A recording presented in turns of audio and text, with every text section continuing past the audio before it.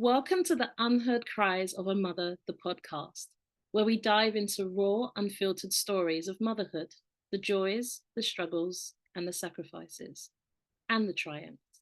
Here, we amplify voices that too often go unheard, shining the light on the incredible strength, resilience, and love of mothers around the world.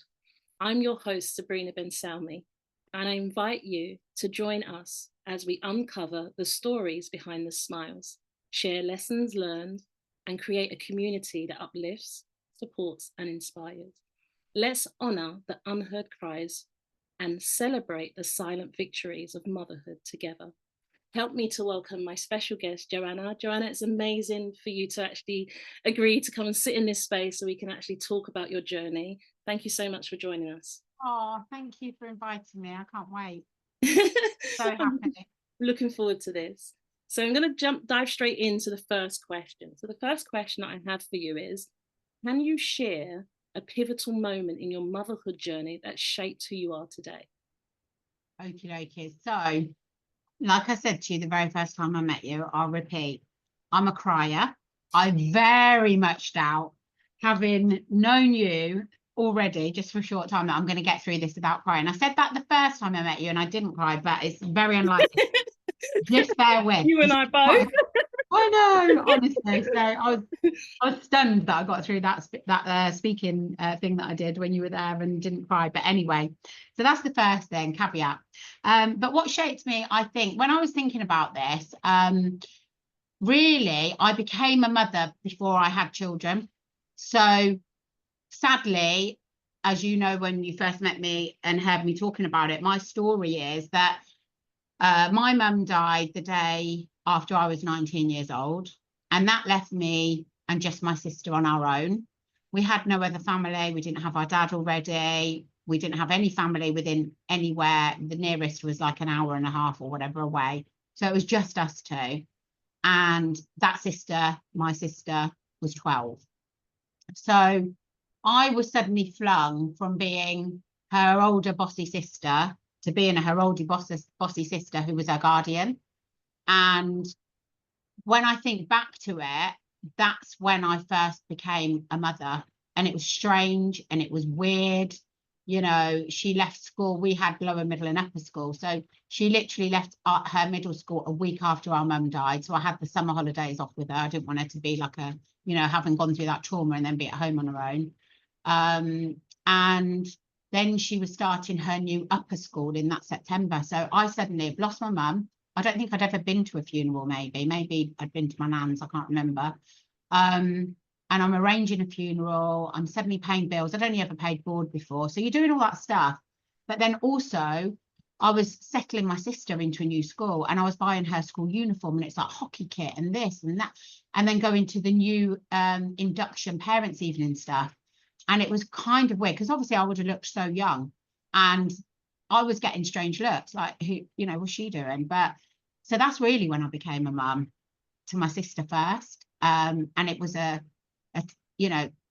it was a real torrential ride as well. It was not easy. There was no emotional support whatsoever. There was no money. So that makes everything tougher as well on top of it, layered on. But then even before my sister, and then my sister at 15 was pregnant. But guess when I found out? When she was 8 months pregnant. So I then had 1 month to turn around this house, create some kind of space for a baby. And I wasn't really, I would have said, ever a maternal mum. I used to always be like, I still think that I'm like amazing with my own children, but I'm amazing with newborn babies. When it gets to toddler, I'm like, oh, I'll see you in a couple of years. I'll come back then. So I'm not necessarily what you would say a maternal figure. Naturally, I wouldn't have said, but I've suddenly got this baby. So then I had to do all of that. And it's like, what do you have for babies? And you've got to get nappies and, cot. And we have 1 month. And then before she had moved out with her baby a couple of years later, I was expecting my first child. So it's like I've never had a gap in it really thrown into being a mum, but of my sister, really, the day after I was 19. And even before that, my mum was alone. So I was caring for her while she was going through cancer in those last few months. It all happened, it all went downhill very quickly within 6 months being told.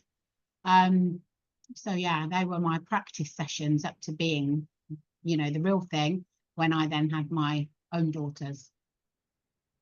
You know, Joanna, I'm actually speechless. Although you said you shared your story already on stage, there are so many aspects that you hadn't shared in your speech. I know. I've never I shared didn't that. know that you and your sis, I'm just like speechless, were pregnant at such a young age with each other. And the fact that you found out she was pregnant at 8 months after just burying your mother, having to go through all that, getting your sister settled into school, you were 19. Yeah, I know. But when you say it back, it sounds crazy. But at the time, You just did it. You just got yeah, on with you it. do. That's the crazy thing. People said, we can't believe it. Even people that knew me at the time, how did you ever do all that? Yeah, But what else are you going to do? You don't have a choice, do you? What else are you going to do? You're going to, you know, what? I don't it's know. incredible the way you explained your story, though, because your opening was, I became a mum before I became a mum. Yeah, And that's so profound. Like when you actually look at the motherhood journey, often we find ourselves mothering before we actually biologically give birth to our own children. And it yeah, sometimes is a parent or siblings that you have to take care of. But your strength and your courage is just mesmerizing. The love that you had for your family to just keep going. Um, yeah. Purely commendable. And I'm in awe of you right now, to be honest, from Oh, well, I've never thought about it before your questions. So yeah, when you say that I've never shared it before, I haven't. I've never thought about it in that way before until posed with that question. And then it's like, oh, actually, that's interesting. Sometimes we don't stop and think, do we? So Exactly. Well, thank you so much for being so open and sharing that, because that's true treasure. And as you get off of this, processing what you've been to so many, a bundle of love way before you became a mother, because that's absolutely incredible what you did and able to grow through that scenario. And now, we'll get to that, what you do for others. But yeah, just well, want you to. know what? The weirdest thing that I've often thought about as well is, and it's funny that you say thanks for sharing that. Yeah, I'm a chronic oversharer. You'll see this. Share everything. Well, keep that till I You stop. can be my best friend now. I'll just tell you everything.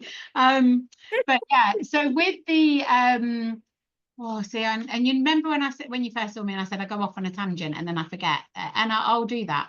But it's just, when you say about sharing stuff, I think it's only natural to do that. And at the time, I just felt so grateful. And I've always felt so grateful. That's so weird to think about because it was horrendous. And I was like a hermit for about 18 months. Didn't want to go anywhere. I was just completely consumed with heartbreak over my mum. And I poured everything incorrectly, I know now, into my sister, but too much, almost like trying to not buy her love, but that kind of thing. Like Compensate. having every friend round that she ever wanted, not making her go to bed, all those things like that you can't know how to bring someone up at 19. A lot No, which did not serve her actually in the end, but we were just getting through. you were But just getting through. That's it. we were just getting through. But the thing is, I always felt so grateful because I absolutely adored that kid. Growing up, she couldn't walk past me without me grabbing her and giving her a kiss. There was 7 years difference. I just idolized her. And so when my mum died, the only way I got round it was I just always felt grateful I had her.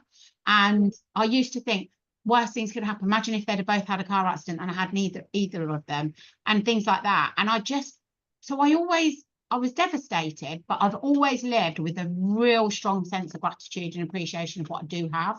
And, you have to bring that to the forefront. For me, that is my tool to bring myself out of any kind of negative or sad situations, because everyone's going to have them. People are going to upset you. You're going to upset others, whatever, things are going to happen. But that is how I always deal with it. And even I remember really clearly through those times when people were saying to me, how are you doing it? And I always just thought, I'm so grateful I've got her to give little cuddles to and be with. And yeah, it's crazy. That's beautiful. So it's the love that carried you through. That is absolutely beautiful. That is beautiful. You and for what it's worth, you were 19. You wouldn't. You not.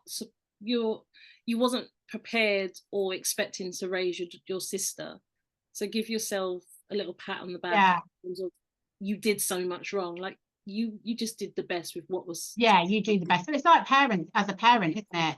We do make mistakes, and sometimes you think, oh, we shouldn't been like that to you about that issue. Yeah. But you can only do your best at the time, or Absolutely. you know, and sometimes, you know, I'm not the most patient person, and I'm definitely way more patient than I used to be. But you know, there'd be times where it's like, well, I was grieving too, and I was a kid too. Exactly. But it still wasn't great. But there was no emotional support, which is, you know. I'm glad you said it. That's what I was actually alluding to, that you were also grieving and you still were able to get each other through with all the love, and just commendable. Absolutely commendable. Well done. The next question I have for you is, what part of your story do you feel has gone unheard or unacknowledged?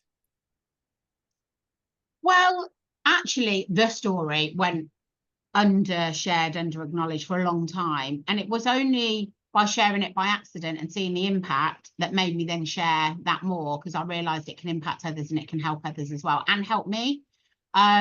So the part everyone sees, so that where we first met, I got that standing ovation, which I was like, oh, okay, this is nice. This is weird. This has never happened before.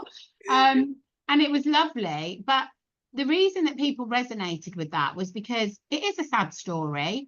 And it is a story of growth. So something terrible's happened to somebody that, you know, i.e. lost your mum at 19, not enough money after that to, you know, live easily, no emotional support, all of that stuff is horrendous. But actually, when you look back at the achievements now, so the achievements now, which why I got the standing ovations, because I was like, I've won Woman of the Year in my industry 3 years running. I'm a Financial Times editorial panelist. I speak at Financial Times events and this and this. And obviously I was speaking at that event that night when we met. But people see that. And the thing that I always say to people is, I am an oversharer. I'm not going to pretend to you that I've got it all sussed. I'm not going to pretend to you that I've got a millionaire's bank account, or like I'm not actually, I've been through big struggles again in recent years. And I think that's important for people to understand, because I love all the glory and the awards and the recognition, mainly also then because it gives you a voice to carry on with these things and make the changes that you want to make. But at the end of the day, it's not just all there is. It's a bit, I don't know why this popped in my mind, because I haven't thought about this, but do you remember that chap who killed himself off of Love Island? He was absolutely beautiful looking, and they were calling him Muggy Mike at the time. That was his nickname on Love Island. So I don't know how many years ago it was, maybe 5 years ago, or Caroline Flack, for example, as well, right? So these people on the surface, they're on Love Island, they've got a glamorous lifestyle. Well, actually, the glamorous lifestyle he was trying to keep up, he couldn't actually afford. So he's like writing checks that he couldn't afford. And I guess that's what a lot of the, you know, turmoil for him came. And he was just so gorgeous. And I loved him. I watched it with my girls. And Caroline Flack, on paper, you know, she's got a lot going, got everything going for her, whole future, beautiful, whatever. But again, she's killed herself. So it's a bit like that. The unheard part of the story is, yes, I'm doing these things. And if we look at my public persona, I'm doing great stuff. I am. I'll own that. I'm doing great stuff. I know I know the way I think is differently, the way I talk about insurance and mortgages, and I know I can really impact other people. And I don't mean by just getting you a better rate. I mean in how you think about these things, the plans, the goals, the dreams that I've got to try and change for society. They're massive. But I've struggled. I nearly lost my business 2 years ago. So I had an advisor in. He was a rogue advisor, if you like. He didn't care about the things that I stand up and care about. And therefore, I'm standing at the Financial Times. I'm standing in front of people like you. I'm standing at other events speaking about global treatment that you heard me talk about that day, and how this amazing policy and all this. And then they're coming back here, if you like, through the doors or on the phone, and they're not getting that. They're not even being talked to about that, because that policy doesn't make much money. And then this person was doing things they shouldn't do, like overinflating people's incomes and blah, blah. Anyway, so luckily my systems and my gut actually told me that something wasn't right. And, you know, then I've had to deal with it. And then I've actually lost a lot of money and nearly lost my business. This was 2 years ago. And I've been fighting since, and I'm not out of it either. So I don't want to, you know, I'm really happy with everything I do, with what I stand for, with it, but don't think I've got it all sorted, because I really do not. And that, I think, is the unheard story, is I wish that people would be more real. You know, it's a bit like when you see Instagram and Facebook, and I do it. I'm not going to go on there and cry on video when I'm having a bad moment and video it and upload it, of course. But I will share when I've been to Hawaii, or or my dream holiday, or, you know, done something amazing my goal. So you're only seeing that painted perfect picture. And I think the Caroline Flack thing, you know, my thing, like hundreds, thousands of people, the unheard stories are, don't think we've got it all sus, because even the most famous, the most rich, the most successful that you see in your eyes, they will have struggles. You know, Robbie Williams, there's another one. People will be like, oh, how can he be like that when all of his success, you know, when he went through his mental health stuff, it doesn't matter. You can be surrounded by a million people and feel the loneliest person. I don't know. I've been surrounded. Well, loneliness is the biggest crisis that we have in the world today. We're lonely. There's, you know, because there's this exterior essence that we carry, the outside that people see, the surface. And I love what you said, because I think as society, we somewhat put that pressure on people to keep up with the Joneses.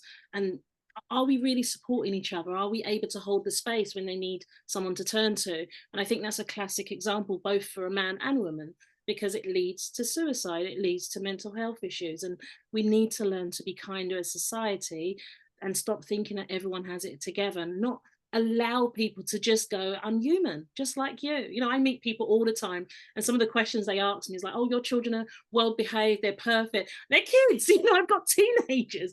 We go up to, we have our ups and downs, but we're a family that work together. No one is perfect. And I really love the way you echoed that message, in that, yes, you've got your accolades, but you're human. You know, you run your business, you've got children, and life happens. We don't have an antidote for life happening. It happens. And I think it's unfair to kind of hold people on a pedestal, and if they experience life, somehow it's not good enough. We're all human, we're all living, we've all had struggles.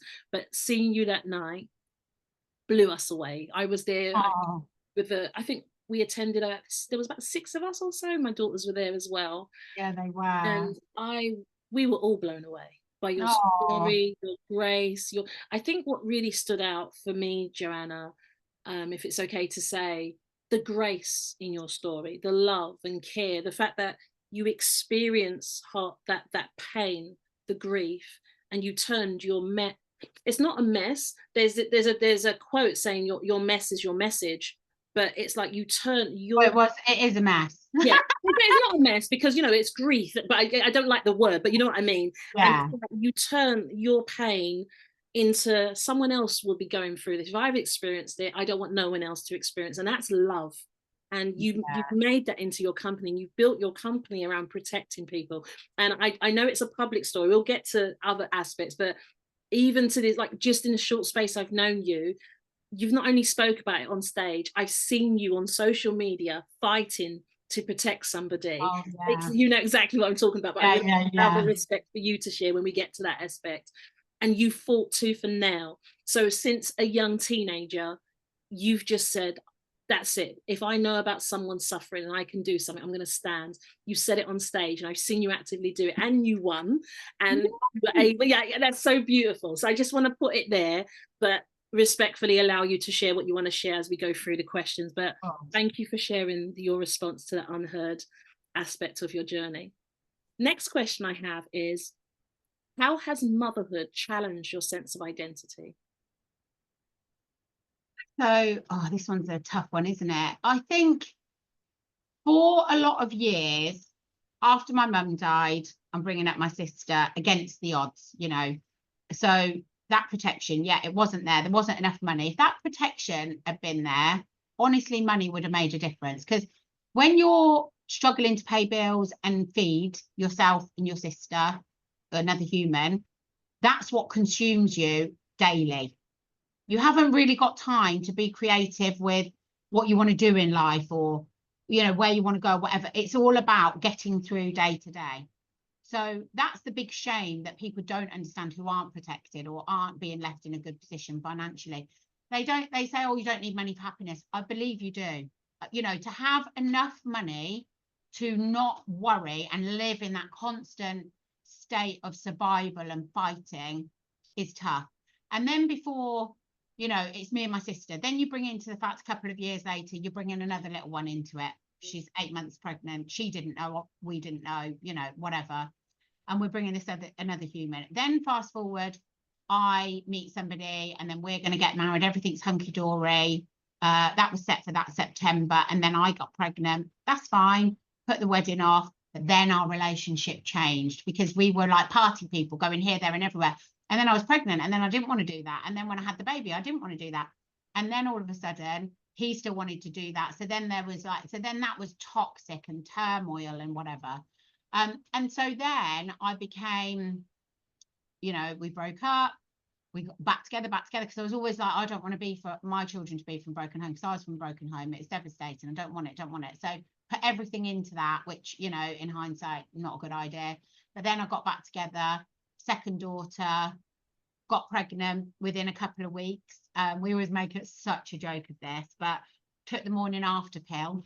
And she's still here. And she always says, we always say, what a swimmer. And then it's so funny because I've got a really gorgeous friend that I met a few years ago in our industry. And we were Bella was telling this story. Bella told this story on stage. I was like, she was like, I'm a bit of it was a bit of a happy accident being in this industry. A bit like me when my mum took the morning after pill, but I still swam through. And I was like, Bella, just completely outed me, and everyone was laughing, but it was just funny. And then in the evening, this lady that we've now become great friends with, she said, in this child's sorry life, did you tell her that you took the morning after? Anyway, it's a real big funny thing about Bella, and you know, she makes such a joke. Bella's the character. That is fantastic. Yeah, but she's the best like accident ever. Anyway, then at that point, I'd already broken up with him, and he was like, you know, don't want to have a second baby. And I was like, do you know what? I'm just doing this. I want my babies. And something in me just fought for her. And I just went through the whole pregnancy alone. You know, I had the baby on my own. I came home on my own. Like that's actually was really, really tough. And also the fact that she, at 20 weeks, we found out she had a kidney issue, which hopefully would clear up, but it never cleared up. So she started having loads of big operations. She had a massive operation in Oxford at 8 weeks old. And her dad came to the thing, but then when she had the, you know, the mask put on for the anaesthetic, he did a runner from the hospital and he left me there. And this operation was meant to be, say, 2 or 3 hours, and it was 5.5 hours, and you don't know what's going on, and you're sat there alone, and you're crying for your mum and crying for your baby and all this stuff. And you just think, you know, you're just getting through things. So all these things are happening in life and you're not thriving at all. You are literally just getting through. I was still always grateful for my sister. I was still always grateful for my, you know, when this happened for my girls, I was like, oh my God, I just love them so much. So for me, I lost myself in being their mum, really. I just wanted to make them safe. It's the first time my voice choking. But I did lose me for quite a lot of time, but I'm happy that I had those times. But what I realized as time went on was that even though I was there with them, it wasn't always quality time. It was just doing the do of daily life. It was getting through the day. It was hard work, because Kate had ADHD as well. And it was doing chores. It was this, it was that, finding money. You know, things were tight. It was like, so even though I thought, oh, I'm at home with them and I'm spending time with them, it wasn't quality. And actually later on, what I did was I woke up one day. By this time, I'd met my husband, married him, had another daughter, and things were still tough. And I thought, you know what? I just want more. I can't keep struggling for money. I need to go and get a job. And he didn't want me to. And his parents, they were all trying to hold me back. So I'm a big thinker. When I think about it, I was held back by society or circumstances or people for a lot of years. And I went back as an administrator in an estate agent, because I always loved property. And I did that. And that alleviated a lot of pressure straight away. That was quite hard even to get that job. I was like, oh, well, you've got 3 children. How are you going to do that? So I had to fight for an administrator job. And then that's when I started to find myself. And then I was in there and I would see the negotiators doing a rubbish job and think, I could do this better. And then I tried to get a job when the vacancy came up as a negotiator, and they wouldn't give it to me. And the owner said, you've got 3 children, you won't be able to do it, it's too demanding. Which anyone tells me something like that, I'm going to do it, and I'm going to do it 15 times better than I would have done if I said that. So at that point, that's when I started to become just Joanna and not mum anymore. Now, don't get me wrong, the second that Kate had an issue at school, she was always in trouble, that kid, honestly, crazy girl. She was always in trouble. I was leaving. I'm like, I don't care who I work for. My kid needs me. I'm gone. And I just do an amazing job. And I don't know why, I just always got away with it. And I had to go somewhere else to be a negotiator, by the way, because they wouldn't give me the job. They do. And in their monthly meeting, I heard them all speaking about this person that's meant to be their friend, and he's opening, and they're all hating on him and blah, blah, blah. And I tracked him down, and I sent him an email the next day and said, I hear you're opening. And it was all top secret. And he called me within 10 minutes. Wow. And then I had to go apprentice style to win that job with him. I had to persuade him so hard why they should take me on. And it was hard work. I had to act like I've never acted in my life. And I got the job, and then I was really good at it. So, but at that point, I just then became myself. And even though I would run out and drop everything the minute Kate was in trouble at school, being excluded, isolated, whatever, I did a bloody great job. I worked hard. I spent less time with my children, but way more quality time. And that was the best thing that ever happened. So I felt like I grew into becoming, I think, an amazing mum at that point. Whereas when I thought I was the amazing mum, being at home, stressed, no money, just constantly going around, thankless tasks, tidying up mess, that was me just going through motions and surviving. It wasn't until I did that, when I just woke up one day and thought, I just can't live my life struggling with money. And got that second job, and it led on to these things. And that's when it started to become just me in some aspects. Hearing the story of the challenges, the triumphs, what stands out is your drive and courage and strength to dig deep every moment. Even when you shared the story of waiting for your child to have an operation that was meant to last 2 to 3 hours and lasted 5. Anybody that's had to wait in a waiting room in a hospital for their child to come out of theatre will know that sinking feeling. And when it goes past the time of it should have finished by now, what's going on, that's the worst part. Just can't control the thoughts and the doubts and the fears, and they're telling you it's okay, and you're saying, well, if it's okay, why are they not out yet? But no one was telling you. It was like I was just there alone. And this is why I say you can have people around you but have no one around you, because I actually had no one. It's so sad, and it's hard to admit that. It's like you think, why can't somebody just be here? And I think sometimes as mums, when we're going through this, we pretty much feel like it's only us. And this is why it's so amazing to have this conversation in this space. Someone's going to hear your story and realize they're not alone. It's not just them. But also the reminder to us, like in society, to just be kind. We never know what people are dealing with. We never know, you might see you at the desk, and it connects to your previous comments and answers, in that you see people with all the accolades, all the achievements, but there's a story behind everyone that stands up on stage, anyone that never gave up on their dream or their children or their family, whatever it is for them.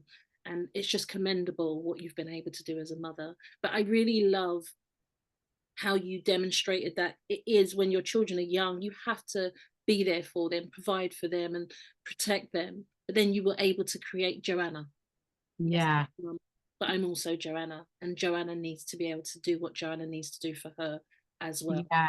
And balance. And you know what, Sabrina, you're so right, because if I'd have had friends like you back in the day, I probably would have been, more that way, because we've had chats and you're like, no, but you've got to be this and be softer on yourself and because you're kind of hard on yourself, aren't you? But, it is okay to, like, I think sometimes mums have this guilt thing, don't they? But I tell you what, when my girls were young, we used to go to this NSPCC ran playgroup. Now, this is me all over. I like things nice and spotless. I am who I am. Very difficult when you've got kids 2 years apart.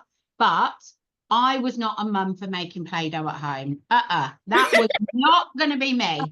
I'm like, that is not coming in my house. Okay, great. You got that for your birthday? Lovely. when you go to sleep, that's going in the loft and you're never going to see it again. So I used to go to play groups so that they could play with that stuff there. They could play with sand there. It wasn't coming into my home. But one of the best things that happened was you'd have a 15, 20-minute break because it was NSPCC run. They would watch children. You go in with the mums, you'd have a cuppa, chat, whatever, and they put little bits on. And one of them was about the quality time.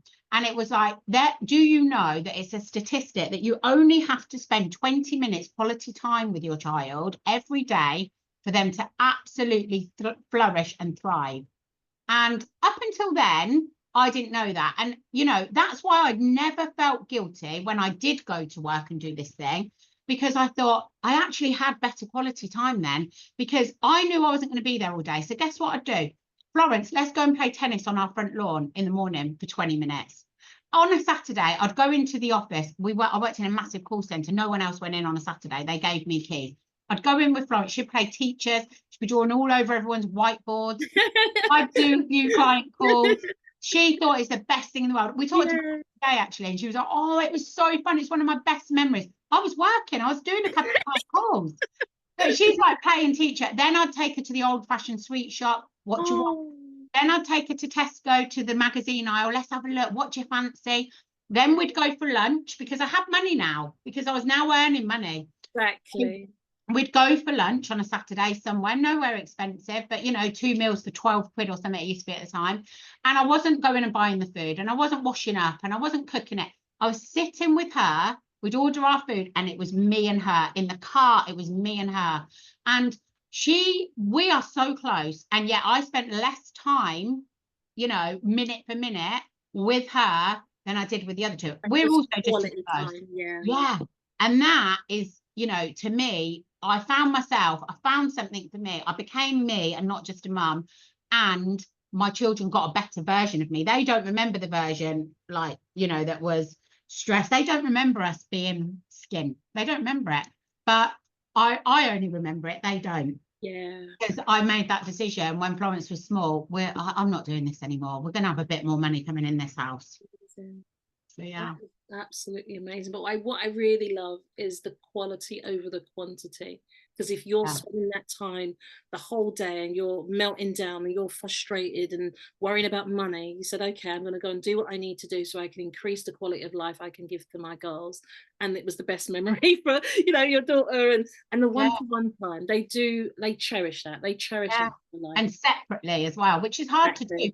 But it's hard to do because you're probably thinking you've got to have a whole day, or, you know, you don't. I mean, the other two by this time were teenagers. They wouldn't want to come to work in the sweet shop, and they'd be like, no thanks. But, you know, Florence had that time on her own. So I think sometimes women, and I definitely didn't, honestly, that NSPCC session, we went for the Play-Doh, and actually I got a lot more from it, because them telling me, it's like if a doctor tells me you've actually only got to do 7,500 steps, but make sure you do them, you live 10 years longer. I'm like, bang, target, we got that right, 7,500 steps. As long as I do that, drink my 3 litres of water, I'm living till I'm 102. So like, you know, we're doing it. But as soon as those people, and they were specialists and they were beautiful and they were kind people, said 20 minutes, I was like, no more guilt, never again guilt. And I really didn't ever have guilt.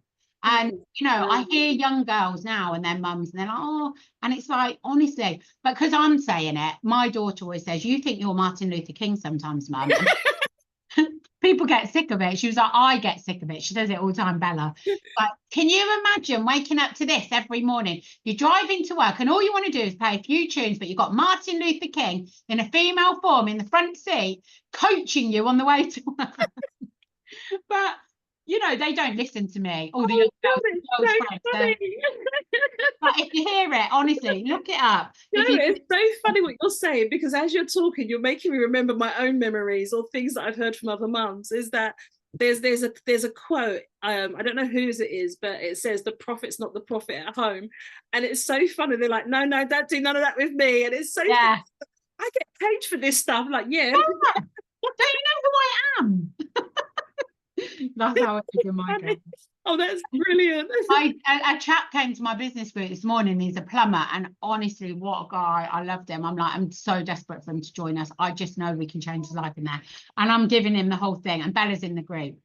And she looks over, and then we pause, and he's like, oh, I said something to Bella, and he said, oh yeah, we're just talking about, you know, business coaching and that. And she said, oh, did you bring that up with my mum? And he said, yeah. And she went, God rest your soul. She's like, she can't help herself. It's okay. You'll get used to it. Oh, that's so funny. Shut They up. know us. They know you too well. Oh, I'm going to answer you the next question. The next question I have for you is, can you describe a time when you felt completely unseen and unsupported as a mother? Just one. Yeah, exactly. Yeah. Where do I start? Yeah, which one do you want? Well, I think when I was that single parent early on, I definitely felt unseen. I really did. And I'm sorry if any of friends that I've still got from those times ever hear this, but I just felt so unsupported. And the trouble is, I really show up for people. Like, I love when I love. I don't love everyone, but when I love people, when I get a connection, I'm like, I'm just loyal to you. And it's like, I do love helping people. So when people didn't go anything above anything for me, it hurt so bad.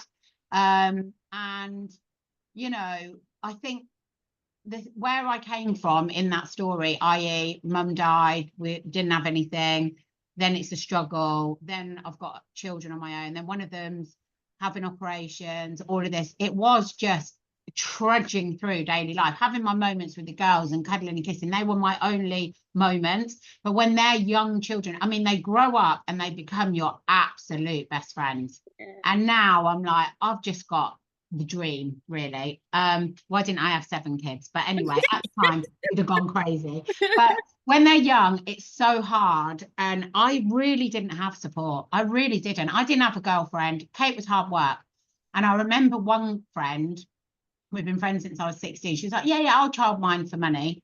So anyway, 1 week that lasted. She could not cope. So I never, ever let anyone, not that anyone ever wanted to, look after my children, because the times I did, I felt when I got them back that it was a big chore, like, oh, she's been a nightmare. And so I just thought, you know what? My children are bloody amazing and I'm not letting you have them. You should be grateful to me if I let you have my children. So I kept them with me for safe. And I did not go out once in 10 years.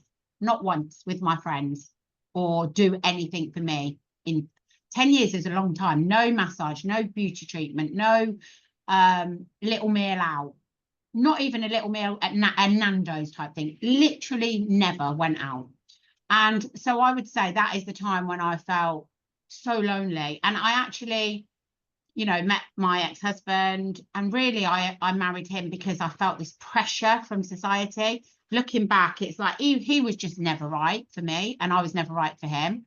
But I married him. But I also then just felt so lonely when I was married. It's like when I think about it, I felt lonely a lot. I've never felt fully supported. And then I've got myself into a position where I can support other people. But it's very rare that I've had that support for me. And it was tougher when the children were small, for sure. And then having no mum, you just constantly wished for her. And the really sad thing is, and I am friends with my sister, but that sister that I absolutely adored, without going into it, just in case she ever hears it, I wouldn't want her to be upset now, and it's not something we've ever spoken about, but she took me to court for money. Because what happened was, my mum thought the will set up would be, the best way would be leave me £25,000 and leave everything else to my sister, because she knew she was terminally ill. So that way, at least I would definitely get £25,000. But what happened is there was no money left. There was no £25,000 to give me. And it actually worked in the opposite way, because then it was by the letter of the law. The ring that your mum gave you is actually part of Sian's estate. It's not belonging to you. And she's saying you've had that ring. Your mum gave you it before you died. And it was within 7 years. So it's actually part of hers. So that needs to be deducted. So in the end, she had this house paid for where we lived. And when it got to the time when we were old enough and we were meant to be splitting it and I should have got that money from that house, she took me to court and said, you're not having it. And she actually ran up so many debts against the house that she just kept remortgaging and had none left, and then had to sell or be repossessed. So that was really hard to bear, and all the upset. And you know, crazy things that she said about me that were just, I've never dared ask her because I don't want to revisit it.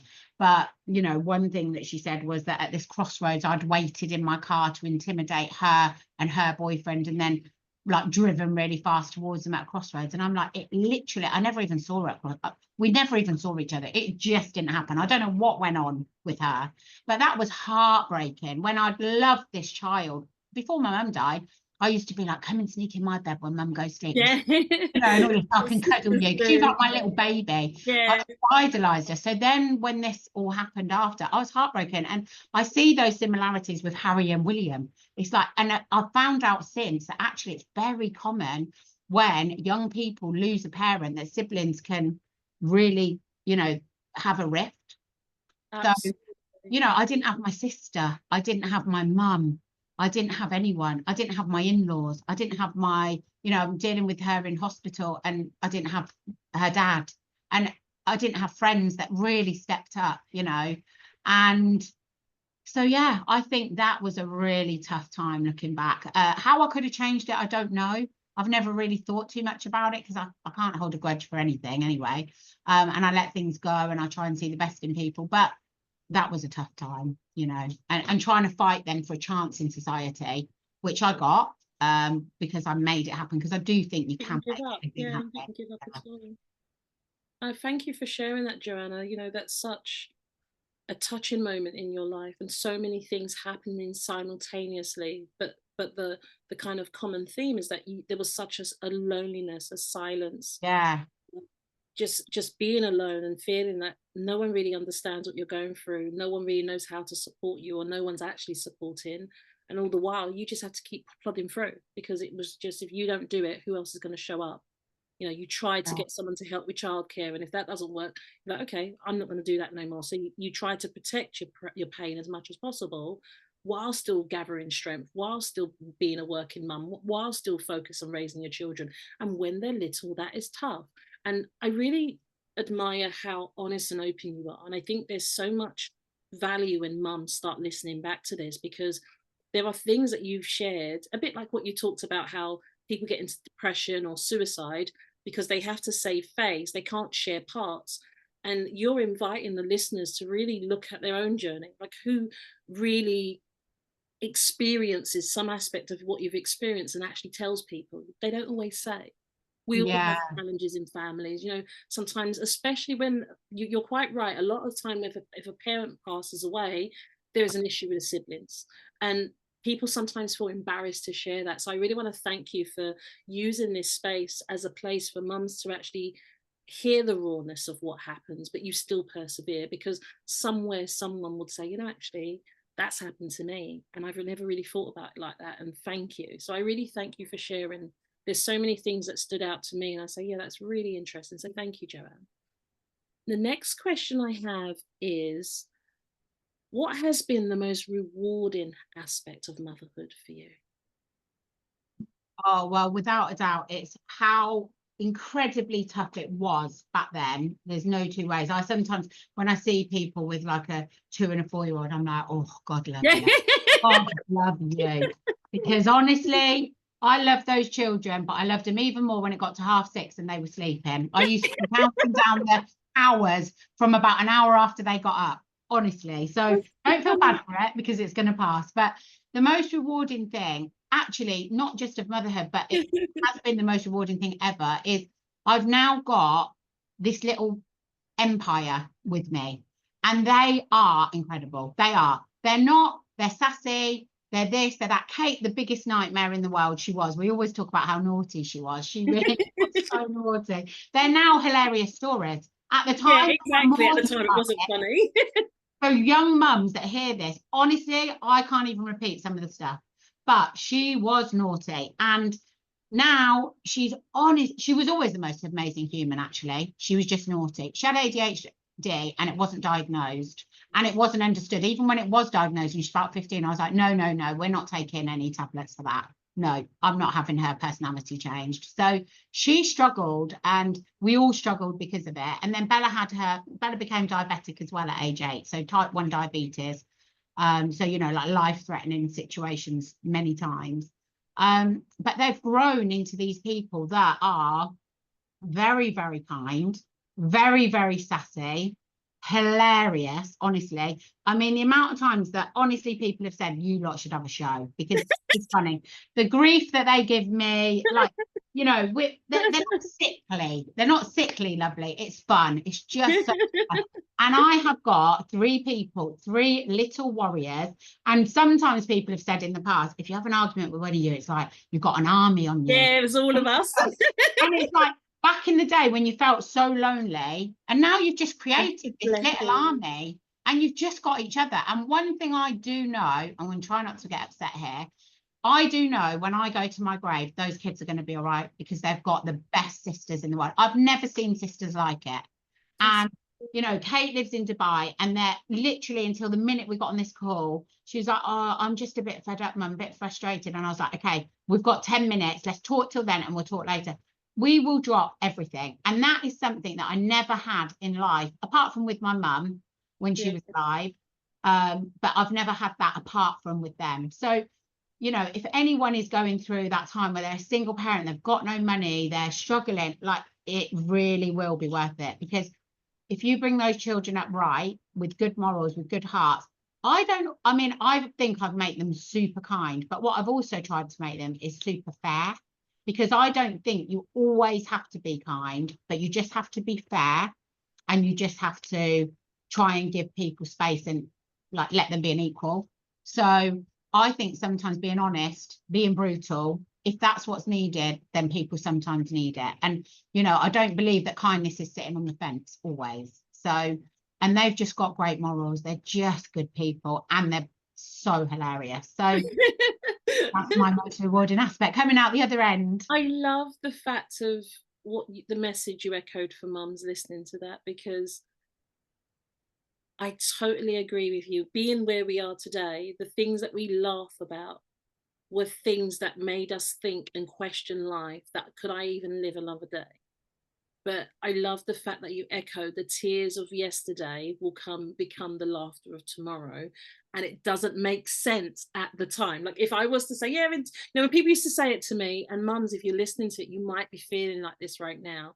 But remember a time when you thought it was the worst time of your life, and look back now, this is exactly what Joanna's giving you an example for. Because the reality is, the things that, you know, we've all got one of those children, or a couple sometimes, or there's that teenage period. And the reality is, the worst moments will become the memories that you once laugh at.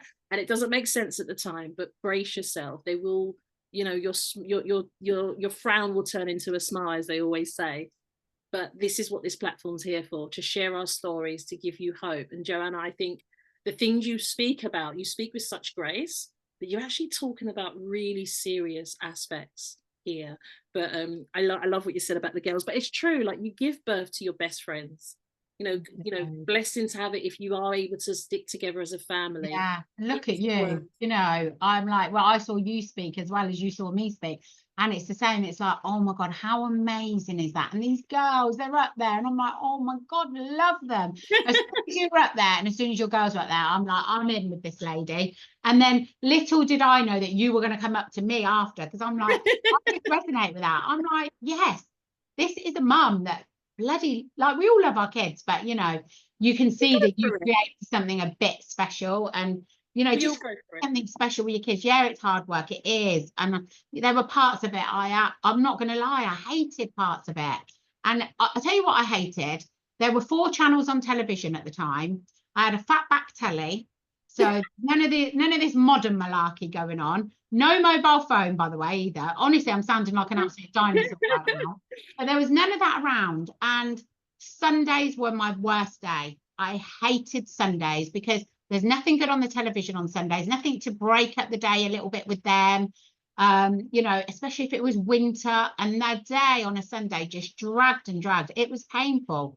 And I really did used to count down the times until they went to sleep. That's the honest truth. And I think, again, you know, that guilt thing, some women, I've seen my younger friends now, and they're like, and I'm like, do you know what? I bet you that inside you're thinking, I can't wait for them to go to bed. It's all right to feel like that. You won't always feel like that. This stage where they're opening the cupboard and pulling out the Rice Krispies and just tipping them on the floor for banter will pass. you know, and it's okay to, you know, I always say when people have disagreements, it's all right to disagree. You disagree with your children, but you still love them. You have arguments with your children. I've pinned Kate up against the wall when she was a teenager. I still absolutely idolise the bones of her, but people annoy people. It's okay.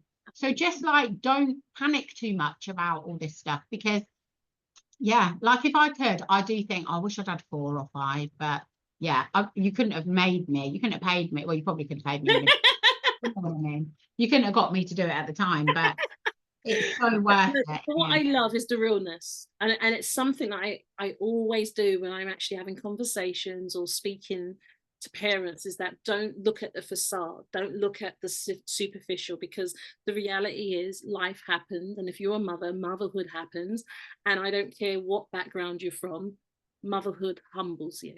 You will Yeah. child show up and you're like, okay, here we go. And it happens, and I think it's, you know, the pain isn't in what's happening, it's the pain actually resides in us pretending that it doesn't happen, create that box, like what you were saying about the examples of, you know, when my life's perfect, nothing goes wrong, you know, you get ready, everyone's ready to go through the door, something happens, someone's lost a shoe, these things yeah.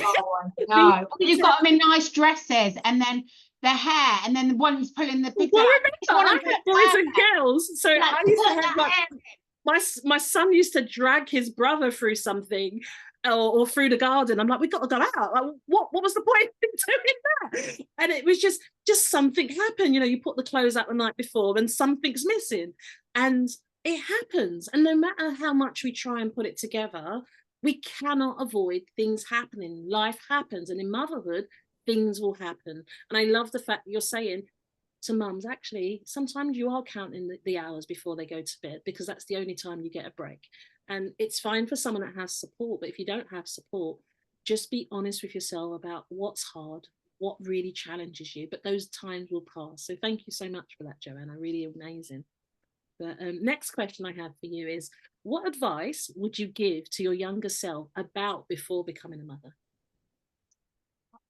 Becoming a mother, right? Okay, so, well, the biggest bit of advice I would give to myself if I could go back full stop is, I was asked this for International Women's Day to give a quote, and it's what I stand by. I just blurted it out in a second, and I thought that is my motto. It's what I tell my girls all the time, is don't bend to society, look the world straight in the eye, and just be you.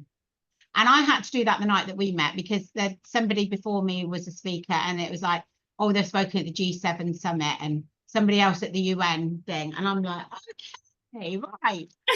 Up in a minute, they're talking about big, important issues here, about the things that we heard that night. Some of them were so sad, like the little girls walking to school. Like, and I'm there and I'm thinking, okay, I'm going on in a minute, sounding like Towie, and I'm talking about insurance. This is fantastic. And I had to give myself that piece of advice that night. I was like, what do you tell people? You know, look the world in the eye. You can't pretend that you're going to talk about big issues in Africa, or big, you know, all you can talk about is what you're passionate about, and that's insurance and protecting people more, and your own story, and all you can do is do that, and it's fine. And then, like I said to you, I got this standing ovation. I was like, what on earth? What in the insurance world of things is going on here then? So, you know, it's like, you can only be yourself. So that is the best bit of advice I would give myself. And I think what I would also say is, just trust who you are as a person in life. Generally, you're going to make some mistakes. You might react to, when I was younger, I'd react to things. I'm quite an emotional person at times, and I would react to things more and react to people's shortcomings more. Just be patient. If you do, it's coming from a place because you care. Just communicate, just, you know. And then the other thing I would say is, whether you're a mum or you're not a mum, who you are, women, if you are any type of minority, just dream big. If you've got big dreams, whatever they are, if it might be, I want to go to Hawaii, and that feels like the most far-fetched thing in the world, and that's your big dream, don't, like, make it happen. Make the moves to make it happen. If yours is that you want to take, like me, something to the House of Lords, and you want to make change in your industry, make it happen, believe in it.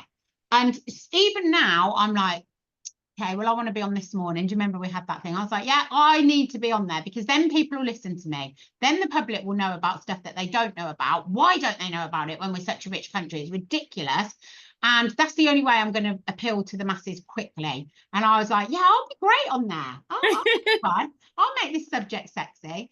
And it's like, why can't that happen? I don't know how yet. I haven't had time to work it out, but I've got to just keep telling myself, why not? I've never seen one person on there that could do what I want to talk about and talk about things I want to talk about better than me. Not one person. I've never met one person. Sorry to anybody in financial services that's listening. But I've never met one person that I think could do that better than me. I haven't. So, like, dream big. I am the girl that lost their mum at 19, didn't have a pot to piddle in, had to eat toast, didn't have enough money. I remember my sister telling me the story of, do you remember when, because she read an article and I didn't know she was seeing it, and she said, oh my God, I read your article about how poor we were, and it's crazy, isn't it? And she was like, do you remember that time? She had a little dog called Alfie. She said, we had 2 jacket potatoes left. We had a jacket potato for our dinner each, small one, and you got up to go out to the kitchen for something, and then the dog jumped and got your jacket potato, and you had nothing to eat. And I don't even remember it, but that was how our life was. And it's like, I've gone from that. I'm still struggling up and down in business, like I said earlier, but I've had very good highs. And when we talk about struggling now, last year I went to Miami on a cruise. Last year I went to Florida, Orlando, sorry, St. Thomas. You know, I also went to the Dubai Abu Dhabi Grand Prix. I also went to watch Ferrari win at Monza. So yeah, all right, we're struggling, but in a different way these days. You know what I mean? We're not struggling with our last jacket potato. Yes, we might not have lots of security in the bank, but I've still lived life. And I've gone from there to there with no higher education, you know, with this accent, as I always make a joke of. But, you know, once upon a time, I try and speak more properly. And I'm like, I can't. I'm just who I am, you know. So just be yourself and just dream big, whatever your dream is. And don't try and have bigger dreams because someone else has got a bigger dream. I don't want other people to think, oh, well, I should be thinking I want to be on this morning, especially if you're financial services. And I hope no one's listening. I don't want them to get that. But you know what I mean? It's like, whatever your big dream is, go for your big dream and don't be told by society and people, please. That's what I would say. Just if any consolation, I don't think you spoke about insurance that day, and that's why you had a standing ovation. Yes, you gave that as a solution to some of this, but you spoke from a place of integrity, transparency, and vulnerability, and that's why so many of us were blown away, because you know, if you don't understand insurance, sometimes people detach and find it boring, depending on how the delivery is. But you talked about life protection, and that really hit a nail. Like, are you protected if the unforeseen takes place? And sometimes we don't always factor that in. And you're incredible. So anyone that hasn't seen Joanna speak, I highly recommend that, you know, click on the links and check out what she does, you know, go to one of her talks, or, you know, invest in one of her programs. But I'm going to move on to the next question. And the next question is, how do you balance the emotional weight of being a mother whilst pursuing your own personal dreams and aspirations? Well, like I say, it really came to me quite late with all of that. So that's the other good thing that I think people could take from this. If you're in that situation that I've been describing, I didn't go out and, if you like, start getting a proper career until late 30s. So 38, something like that. Obviously, I know I only look 39 now, but completely giving my age away. But yeah, so that's the other thing, is it is never too late. So you hear these stories about KFC started, you know, when he was like 70s or whatever, but it is true. So I would say get on with it. Don't think you've got to wait for the children to be here before you can do it. But if you have done that, don't think that life has passed you by, because you can change it anytime. And I think it's okay to have both. I don't think it's easy to have both, but you've just got to, every day I write. If anyone has ever, I don't know if you've ever read The Miracle Morning. Have you ever read that book? Yeah, I have heard of that. Yeah, definitely. I love that book. So that book changed a lot of things for me halfway through a career. But then I got that book, and now I have that little miracle morning every morning. And I'm going for a walk. I'm having a cuppa. I'm writing down what I'm grateful for. I'm writing down my goals as if they've already happened. You can buy a journal of it as well to just fill it in on Amazon. But it's a game-changing book. And you can do that when you've got children. If your children get up at 6, you can get up at 5 and have an hour's me time. You can. You'll just go to bed a bit earlier. You know, you can build in that time for you. I didn't know that back then.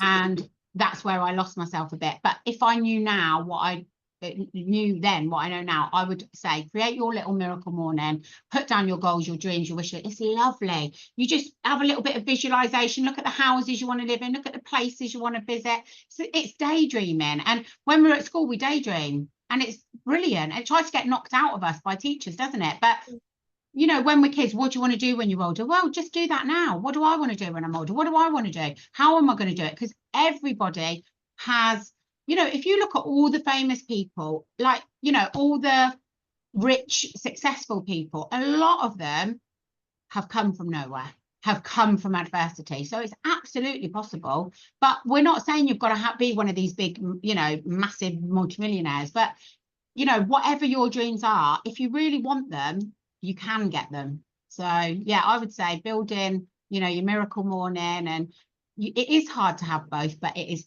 absolutely okay and possible. And it's okay to have children and still want things for you too. Oh, that's a beautiful message. It's really nice that you landed on that at the end, is that it is okay. And I think sometimes us mums, we struggle with giving ourselves permission to have dreams while being a mother.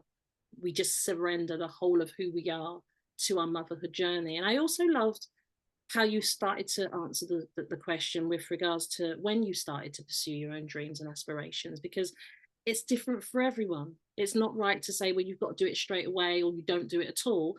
It's different for everyone. And if right now the priority is to raise some of your young children, do so. If time, like Joanna suggested, getting up an extra hour before the kids do, going to bed a bit earlier, just so you can have that quiet time for you, to have your miracle morning, to do the walks, to do the journaling, to do the visualization.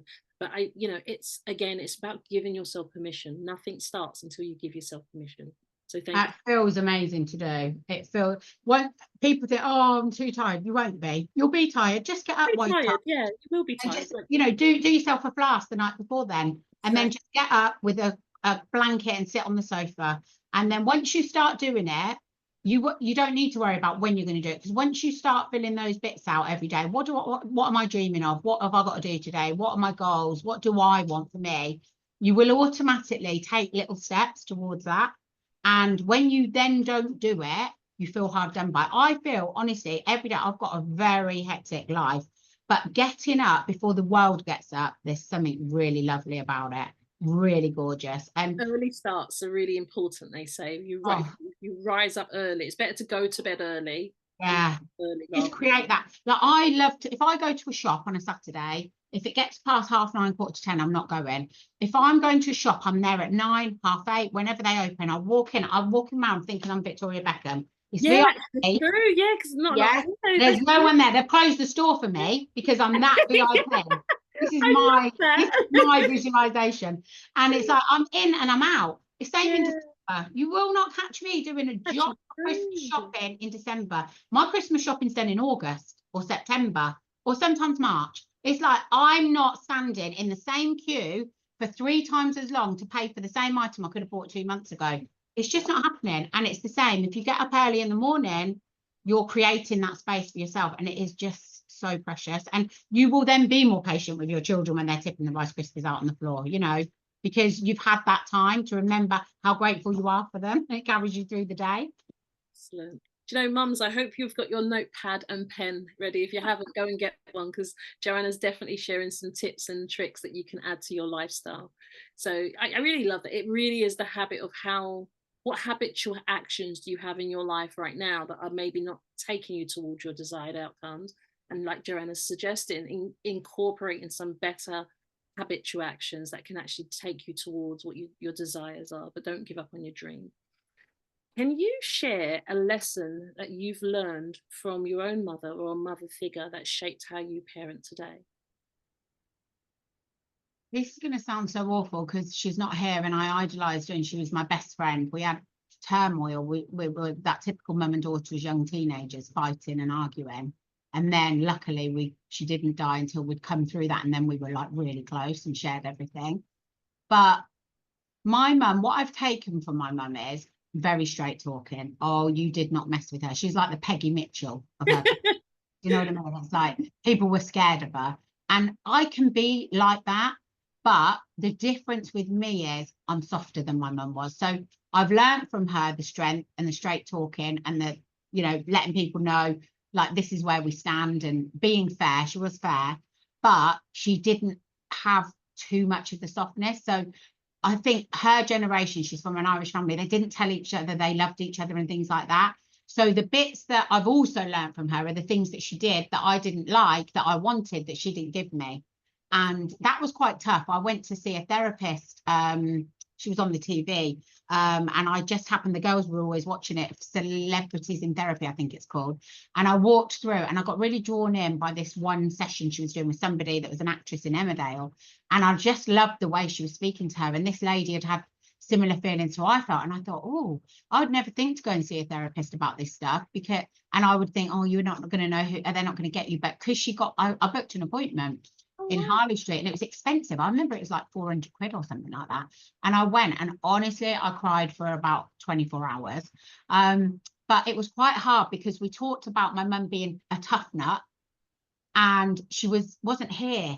So I felt like I was betraying her in a way. It was a really strange thing.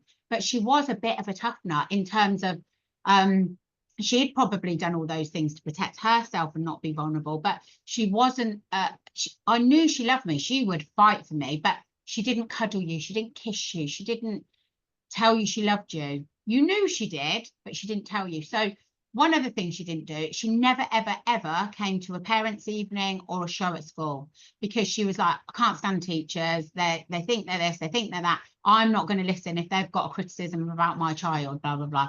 But I used to feel it, and I used to be there in my school play and be like, I just want my mum there. So my children, I never missed a harvest festival. Like if a boss who I worked for employed said to me, I couldn't go, I would jack my job in.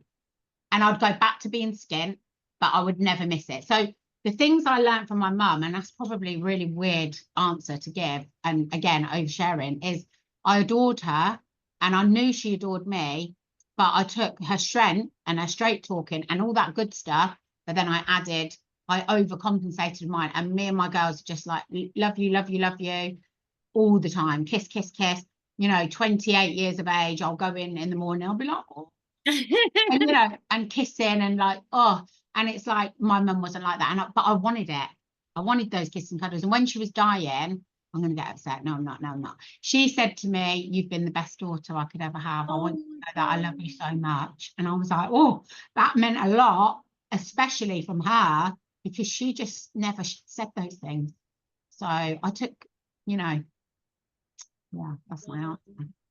Do you know, it's interesting hearing you say, so one of the reasons the Unheard Cries of a Mother was born is because of what you've just said.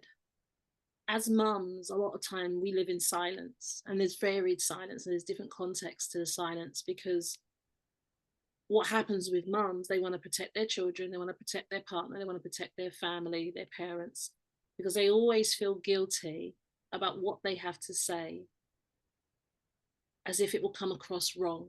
Because mums are not saying they don't love these people, they're saying that hurt or cause some form of discomfort. They're just saying that this is the pain that I carry. And it's so beautiful to just hear you articulate in that way, because this is exactly what this platform is for. And it's for other mums to hear it and give their self permission. All us mums have someone in our lives that are near and dear to us, but there was some uncomfortable parts. Who do you tell? I don't want to tell my friend. I don't want to think I don't love them. Yeah, because how many times do you say something about your children or your mum or your someone, and you're like, I really love them though, and it's like, well, we know you do. You don't even have to say that, but you know, it's like you feel like you by venting your, you know, and it's like, but she's a really good girl though. Like Kate was, like, exactly. Really good girl. And it's like, yeah, it's a tough one, but it's even tougher when that person's no longer alive. But what I've know is she went through stuff. She did go through stuff. What that generation did. That generation, they went through things that we can't even fathom.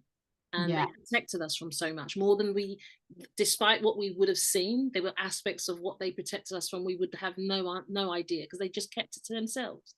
But I love what you said and how you balance that out with love. You did take on the qualities of your mother, but you just balanced it out with love, and then balanced it out with actually how that made me feel as a child. I don't want my children to experience that. So that itself is a gift. And I just love the way you shared something that's so touching, but in such a graceful way. And as a mother, yeah, your mum will be proud of you. And to hear her say those final words, like, I know, it was amazing. I don't know what to say. Yeah. So thank you very much for sharing that. It's very special. The next question I have is, how do you define success as a mother? I just think in the relationships that we've got is proof. It's absolute proof. There's nothing like you couldn't be closer. And no matter what I do in life, I know when I go, everyone who knows me, knows us, will say she was an amazing mum to them girls. And that's the success. They'll talk about the crazy stuff, because that's what I think is so funny. The night that my mum died, when we say about when they're small, you talk about all the naughty stuff that was mortifying at the time, and then it's a funny story. It's the same when someone dies. All the annoying, crazy stuff that they did is then hilarious. And it even was on the night she died. And when we laugh about it, I think my girls have grown up thinking about grief, which is a shame. But again, it is what it is. I went through that. They knew, like, nanny was nanny in heaven. And we often do talk about, oh yeah, when I'm gone, and it's like everything they say is a negative. It's like, yeah, we're going to say about that time when you kicked off down there and you went in the school, and when the teacher said you had to leave the school because you were standing up for me on this. And I'm like, me, can we do a bit of rehearsal here so you can share a few positives? And but it just, all those funny stories that they will share. And like we went to LA a few years ago, and this guy, Uber driver, picked us up, and we had waited at the front at the reception, and we were meant to go round the corner and up the road, and we didn't know. We're like, so anyway, he's moaning at me in the car, and I'm moaning back like an old married couple. Anyway, and in the end I said, anyway, it doesn't matter, it's all good news, we're in the car, you're taking us where we need to get to, the sky's blue above us, we're all happy. He took real bad offense. He went, I'm not putting up with this, I'm taking you back to the hotel, I'm aborting the ride. And I was like, what the heck? I was like, what? I'm getting kicked out of the taxi because we're bickering about the fact that I was there and you there. Anyway, so he takes me back to the car. No way. Yeah, honestly, it's so funny when I think about it now. And I wouldn't get out the car. So the girls get out the car. They go up to a security guard, and I was like, I'm not getting out. I'm going to make you wait 5 minutes because you're disrupting me. I'm staying in the car. You're not having it your own way. So anyway, he gets out, and then I get out, and he's gone up to the security man with my children. He's like, yeah, whatever, it is a Chinese chap. And he's like moaning about me, right? And I said, I'm going to record you because people need to know that they shouldn't be, no, he started recording me. I was like, people need to know, I'm going to put a review about you. So he started recording me saying that. I said, I'm going to put a review saying that you're awful. Like, what a horrible man. You're so mean. Anyway, so then he gets his phone out and he starts recording me. So I start going, hey, I just met you. Now call me baby. Now call me crazy in the middle of, I don't know why did I do that? But then the girls were holding their stomachs laughing. And they said, what made you, when he got his phone out to record you, start breaking into? And I was like, I don't know. I just thought, well, we might as well give him something entertaining. And they were like, you are crazy. And I was like, I know, I don't know what came over me either. Right. And then he drives off, and then we're having a laugh with the security men and everything. And then we go to Uber. But it's like those sorts of things. They're the crazy things that you're going to remember. And they're the memories, and that's what defines you as a mother, the relationships you got with them. Yeah, priceless, the relationships you have with them. The next question I have is, if you could rewrite any part of your motherhood journey, what would it be? You know what? The only thing I would change is not to suffer so long, because all I did was suffer, plod. Then I got to a point where I took action, but I hadn't believed in myself, obviously, enough to do that earlier. So if I could rewrite it, I would just say, do what I did earlier. I mean, if I could rewrite it, I'd be like, let me not lose my mum, let Bella not have operation, you know. But if those things still happened, and the pain and the struggle of paying the bills and all of that, I would just say, just know there's a solution. Honestly, anyone that is listening, there is a solution to every problem. There really is. And I find that fun now, to find what that solution is, because life is one big chess game. It really is. And if you sit and I call it have a one-to-one with yourself, I've always got a great big A3 pad so that I can scribble my thoughts. When things are tough, how can you solve it? How can you solve it? There will be a way, always. And it might be you're very sad, you're feeling hurt, you're thinking, you know, I used to want to go for a walk. I couldn't go for walks, I had young kids. So what would the solution be? If I knew now, it would have been get up an hour early, have that hour on my own. But I never did that. I waited for them to get up, and I got up with them. And the day started as chaos, and it, you know, until they went to sleep. So there is a solution for everything. So if I could rewrite anything, all I would do would be not stay in, because I was in a toxic place of work. When I did go into financial services, there was a time when I was held up against the wall, and the guy, one of the advisors that was friends with the owner, was chewing his chewing gum. He tried to put that chewing gum in my mouth, and What? there was all sorts of that stuff. And I stayed there for 7 years, and I didn't go home feeling anxious or anything like that. Sometimes I'd slap them, the men, when they're being inappropriate. Sometimes I'd have a laugh, I'd try and laugh it off. Other times I'd scream and shout. I stayed there for 7 years. So all I would say is the things that have happened where I hit a wall, and I was just like, no way, no more. And I went out on my own. I hit a wall with the finances, no way, no more. I can't keep going on with no money. When you don't wait, like, try and fast forward hitting those walls. That's all I would say, because there's always a solution. It's a powerful message. That's a really powerful message, especially for women. And that kind of speaks to all aspects of our lives, the relationship, the friendships, the career. Like, what is it in your life right now that's causing you pain, and you've just sat in it for years? There's songs about this. I think as women, this is quite a common theme. I think Indy Irie, if I remember correctly, she sings this song and says it's 15 years of holding the pain. And for some reason, us women, we sit in the pain for far too long. And it's not the situation that broke us, it was us sitting in the pain for too long. And not to blame women, sometimes we just don't have the support. But I love what Joanna's saying, just to speed up whatever you will do in 10 years' time. How can you start planting a seed that it takes place a little bit earlier? Because it does have an impact on our mental health. It does have an impact on our physical health. So really be mindful of that. I think that is golden. Like, as you were saying, I was thinking, you know, I stayed in a marriage for way too long, and I really wish I left just after my last son. And it is, you know, we're talking like decades. We lose decades. Yeah, we do. And then we can't catch it up easy, you know. That's the thing. You know, you just don't want to have regrets. And time goes by so fast, but then it goes so slow. But then you look back and you think, I wasted, do you know what? I wasted like 6 years there.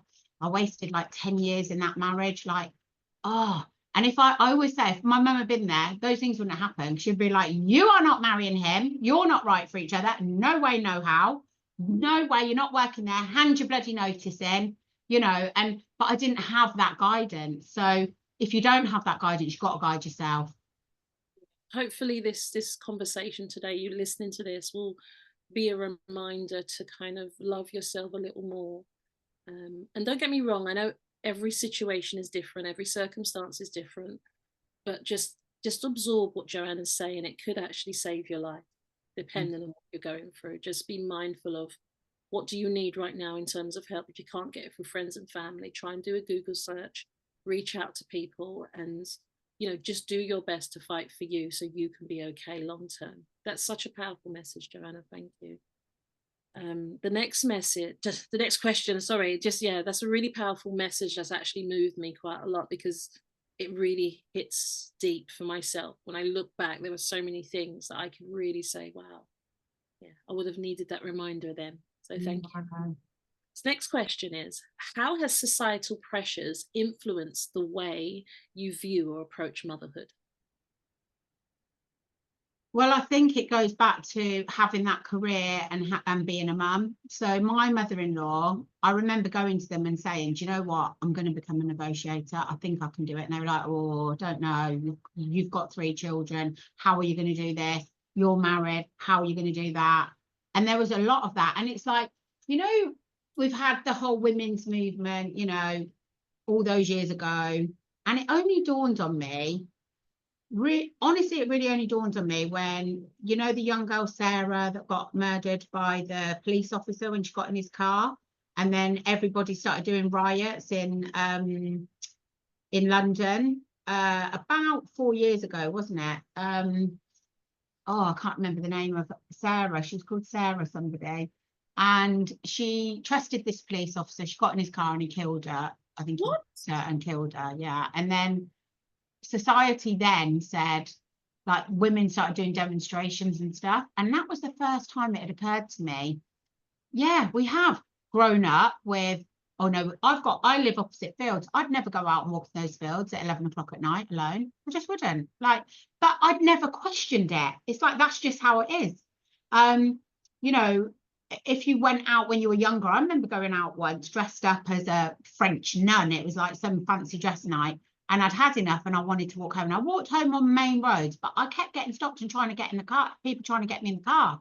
And it's like, why couldn't I wear that fancy dress outfit and not be, you know, treated like that? But it was like, you know, then when I told my mum, she's like, oh, you shouldn't do that. And it's like, yeah, I know, but that societal pressure has still always been there, but it's been there for women with in motherhood as well. I think it's getting better, definitely, where now women get a lot longer for maternity leave, don't they? Back in the day, you didn't get all that. And you couldn't really have a career and have kids. True, yeah, it was very hard to. So we had equality, but we didn't have equality. We have equality now, but we still don't really have equality. We don't. We have to fight for that. In my industry, there's only 17% of us at advisor level or above that are women.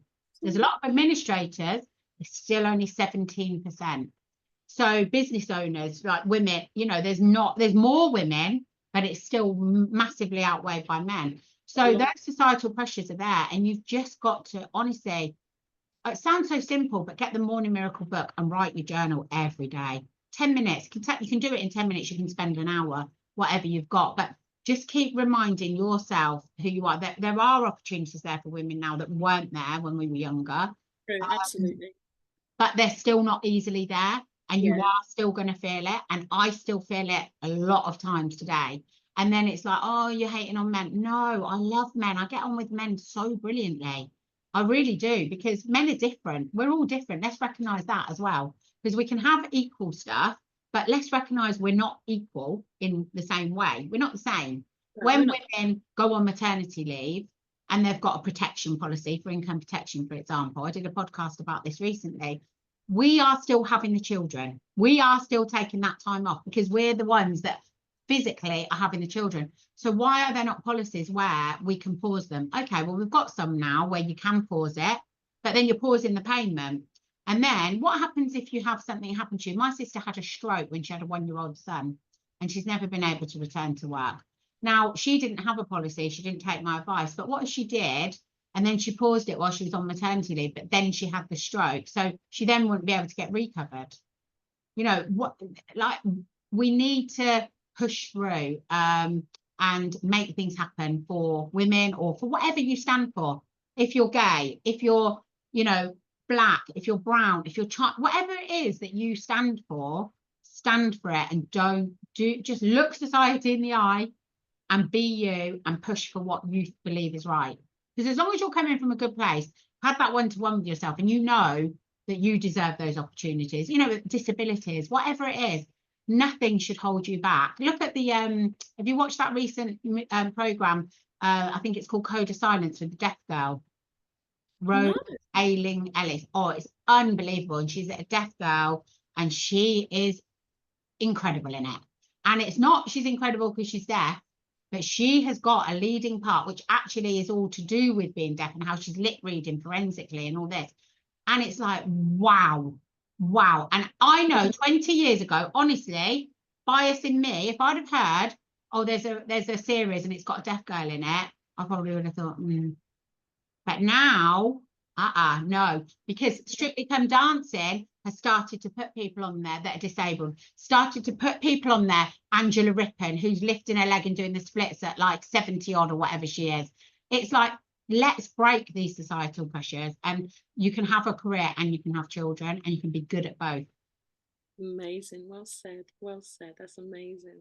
Wow, yeah, I didn't know about that. That's quite interesting. Must watch it, it's so good. Yeah. So the next question I have is, what role has community played in your journey, whether it's been a source of strength or is it something that you struggled with? I know you touched on this a bit, but if we can go a little bit deeper. Yeah, community. So I love community. So my mum had an amazing community. It was the days when, you know, it's the Silver Jubilee and there's street parties, and, you know, something she needed a shelf putting up and the neighbour would pop in and do it. And it was just, it was immense. And when she died, I remember there being something like 45 cars following. It was incredible. It was amazing. I was so proud. Loads and loads and loads of floral bouquets there. Obviously, it was quite tragic in a way because she was so young and she's leaving daughters, so there was that as well. But that community was beautiful, and I was part of it because I was her daughter. And then she died, and then I lost the whole lot. I never had it again. People would cross the street. I think they probably felt awkward, so they would cross over.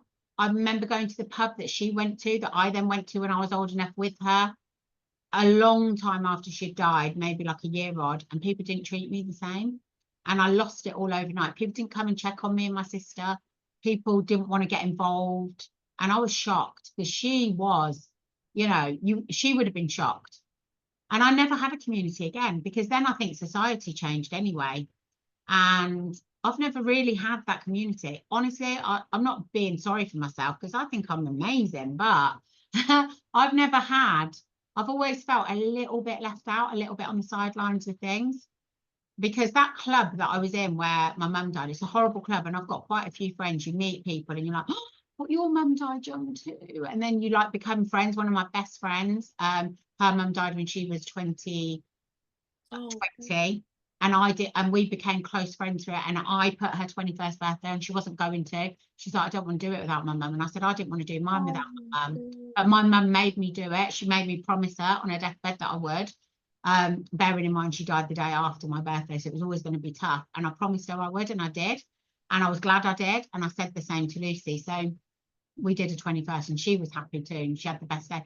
She had her dad. So I've never met anyone where they've not got any parents at that age. But it's a horrible club to be in. And that's, you know, so I've got loads of friends around the country, around the world, but they're dotted. They're like one-on-one. I've never had a community. And I think to have one would be amazing. And I think when you get, that's why I'm a team player. That's why I love team sports. And when we sometimes go to our financial network thing once a year, they recognise an excellence, and you get Lulu singing for you and all these inspirational people coming on. And there's a group of different friends from different financial services, and we feel like a community that night. We go away and then we only just send a few texts or whatever, but that feeling, there's nothing like it. So I feel like I've always yearned for it and never really had it. And I feel like society these days, there is a massive lack of community. I do think that. And I don't know how you bring it back, or if you ever can. We're all so busy and everything like that. But my community is my girls. It really is. And that's where I feel I can just be everything, anything. Yeah, and you're actively building a community, like all the people that you serve and help. In essence, you know, they're all part of your community that you're building. What I'm seeing is that you seem to be giving birth to a lot of things that weren't there and things that you needed. Yeah, I mean, I'd love to create it. I'm trying to create it. I'm trying to create it in a business group that I've been in for 9 years, and we're there, and you could say community, but I'm like, we need to build that community more. Yeah. We need to bring back the community spirit, because it's not just being in the room. You can be in a house filled with everybody and still feel alone. So I know exactly. And that's why football and stuff, you know, it's like, I'm a Tottenham fan. I can proudly say that for once, after we've just won something. in 17 years. But that's why when England are playing, that's why people gravitate towards that, or these festivals and music and sport, because it is that feeling. For me, there's nothing like it. I'm not a solo player, and I want a community more than anything, and I want to, have more people coming into the industry and a better community, rather than it being as it always has been. And there's a place for all those lovely chaps, that white chaps that are there, and they've always been there in financial services, but there's a place for us to build more, and then more communities in financial services where there's more of different types of us. Yeah. To sort of resonate with the public, really. It will happen. When you get on This Morning, you'll start getting I love it. So the next question I have is, how do you cope with the guilt and doubts that come with motherhood? Well, I do have to go back, because I really just don't have doubts or guilt, but I did at times when they were very young. So I'm really speaking from only past experience, and you feel bad. And I know that there's people in really bad situations with partners they've chosen. I've seen it with my sister as well. And you feel bad for giving the children that dad, or you feel bad for breaking up, or putting them in that situation, or you feel bad that you don't have much money. But it is just a massive waste of emotion. It is a massive waste of emotion. You've never done anything that you've done to your children on purpose. So you just can never, I'm a massive believer in my team in financial services. If they say sorry, I'm like, I do not want to hear the word sorry. No, thank you. I get really mad about it. I'm like, I don't want to hear it. If you've done something and you've let me down properly, through purposeful neglect, you can say sorry to me, but that's not really going to be the case. If you miss something, you make a mistake, you show up late, this happens, you forget something, I don't want to hear the word sorry. All I want is, what process should we put in place to move forward so we don't miss that again? Like, we say sorry way too much, and we need to teach our children not to say sorry. I don't like the word, unless it is really, if you've been really angry and unfair and hurt someone and lashed out, you can say sorry, and we all do that.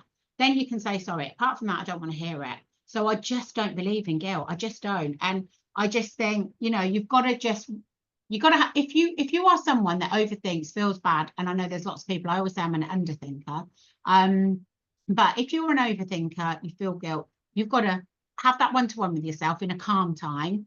If it's in the morning when you're doing your hour journaling or whatever, your hour me time, and you've got to remind yourself why you are a good mum, why you're this, why you're that. And then when you're feeling those pangs of, but you've got to go back to why you did it. So I moved my Kate was on the TV for 2 years. They called her Kingsmill Kate, because they all did modelling, and she got battered in her local town centre after school one day. And what had happened was, she was on the TV for 2 years on the Kingsmill advert, and a boy with his girlfriend, they were watching the telly, saw her, she's Kingsmill Kate from Kettering, and the girl, she's fit, and the girl got very jealous, and she got a group, and they went and they found Kate. Kate had never met the girl. They pinned her down, they battered her, they bit her face, they pulled chunks out of her hair. That was one of the worst days of my life, as much as when my mum died, honestly. And they made her life, they ruined her life for a long time. It's taken her a lot of years to get past that, and me. It was so painful. And you can feel guilt, but you didn't know that was going to happen. You didn't know that was going to happen from putting her on the TV. You can't feel bad. But then what happened was, they went to the school another time and looked for her, and her sister Bella really looks like her, and she was walking up the road, and they were like, are you Kate Streames' sister? And she managed to get to safety, to a house. We happened to know somebody that lived in the house, and she got there and she got to safety. Otherwise she could have also got it, and she's only got one kidney now, and she's diabetic. It would have been a terrible situation, and I had to move that child. I had to move both them children. I took the decision to move them from that school, and neither of them wanted to move, and they were kicking and screaming not to move. Bella was so happy, had an amazing group of friends, and this is mid-secondary school. But I nearly gave in to their cries. I'm not going to do it. But then I had to have that word with myself, that one-to-one myself. I can't feel guilt about this. It is painful for them. It is going to be traumatic for them. But it's going to be a lot more traumatic if this psycho girl keeps coming back. And I moved them to separate schools. I separated them because Kate always had troubles because of the way she was. And I thought, I can't have this on Bella. So I put Bella in one school and Kate in another. And oh my God, Bella would come home. I reckon it was about a month. She'd walk in and every day, big tall girl, 13, whatever she was, she would lay in my arms and sob like a little baby because she was so upset. People were calling her names. I mean, she's such a stunner. People were calling her ugly, the other girls and all that, because she was the far opposite of ugly. And she still says that as a trauma in her life, but I had to do it. I can't feel guilt for it. I was protecting their life. So guilt has no home, you know. I'm actually speechless with what's happened to your daughters. That to think that someone pursued them to beat them up. Honestly. For a mother to be in that situation. And I guess what you're saying is that at the beginning you had guilt, but then you realized that guilt was actually draining your energy. It wasn't taking you forward. So you had to channel it. But I love you also saying to mums, sorry, I'm just really shocked by what you said. Saying to mums that if you look back why you did it, the reality is no decision you made for your children came from a place of harming them. It was always to protect them. And we don't know what's going to happen tomorrow. We don't know what's going to plan out. So just don't put yourself through that scrutiny because it will only hold you back. I'm just, oh God, stuff that motherhood, the shock of hearing, like when the school calls us, you just you hold your breath, like, are they okay? First thing is, don't worry, mum, they're okay. But I can't imagine you getting that call and having to deal with it. That is, so scary, so scary. Sorry that you had to endure that. Next question is, what do you wish people understood about the emotional labor that comes with motherhood? I think that everyone really knows what comes with it. To be honest, like we just always say, I say on some of my talks that I do, I have a picture of Liam Neeson in Taken, and it's like we do that for our kids, wouldn't we? Like we would, I don't think anyone needs to know the emotional. I sometimes think the pains that I've been through worrying about my children still to this day. Isabella's diabetic, hypos, her alarm going off. Like when she goes out, I'm like, oh, can't wait for her to just meet someone and get married. I won't have to worry about her drinking on a night out anymore. The things that you worry about when you care, so when you're close to them as well. And sometimes I do see some parents a bit more detached. So my husband, his parents were not that close to him, and they wouldn't really even know what he was getting up to or not getting up to, or what troubles he was having. But that's not me. And I think that's most people these days are closer to their children, and that comes with the pain. And when you see people who don't have children, you think, oh, they've got a nice life. In one way, they've got a nice life because they don't have all that worry and upset. But the rewards come, don't they? In my life, literally, I feel I was put on this earth to be a parent to my 3 kids, even though I'm wanting to change for this legacy in the industry and I want to achieve this and all this chess game, like strip all that away, and all I was here for was for that. That's beautiful. I love the way you ended on that. That is absolutely beautiful. But you're right. You never stop worrying about them. You never do. They're on a night out. You can't sleep. You can't settle. You just want to know they're okay. Next question I have is, what legacy do you hope to leave for your daughters? I'm pretty sure that I've left a good legacy already. I'm pretty confident. I used to panic all the time. I used to panic because my mum died. You have this fear that it's going to happen to you when you get to the same age that your mum was when she died. Yeah, your brain, yeah. So freaky. And I always panic that I won't, like, I've just got to get till they're older and then it'll be fine. Then I can go. Get till I'm older, then I can go. Just let me raise my kids, God, please. That's what you say as a mum. That's the prayer, isn't it? Yeah. Yeah, that's all and then after that, if I've got to go, take me, but let me get there, please. And then Florence is going through severe OCD at the moment. I've told you about her. So she's working on it and she's doing better, a lot better. And she's now the only one that I worry about a bit because I'm like, she still needs me a lot. But actually, I've put so much into them. I've Martin Luthered them for like all these years. Martin Luther. I've handed over the baton. My Kate now is she's just turned into a sound human. And honestly, I feel like if God took me away, don't God please, but if he did, they're going to be okay. And that's your legacy. It's like giving them strength enough to be decent people, but also not bland people. I don't want them to be that. And I've done it. I've done it. So whenever I go now, I just know they'll be okay, because there is not 3 sisters in this world who are closer than they are. There is not 3 sisters in this world there'll be no rifts with those sisters. None at all, never. And they just are each other's favourite people. And what can you know, to me, it's like mission complete.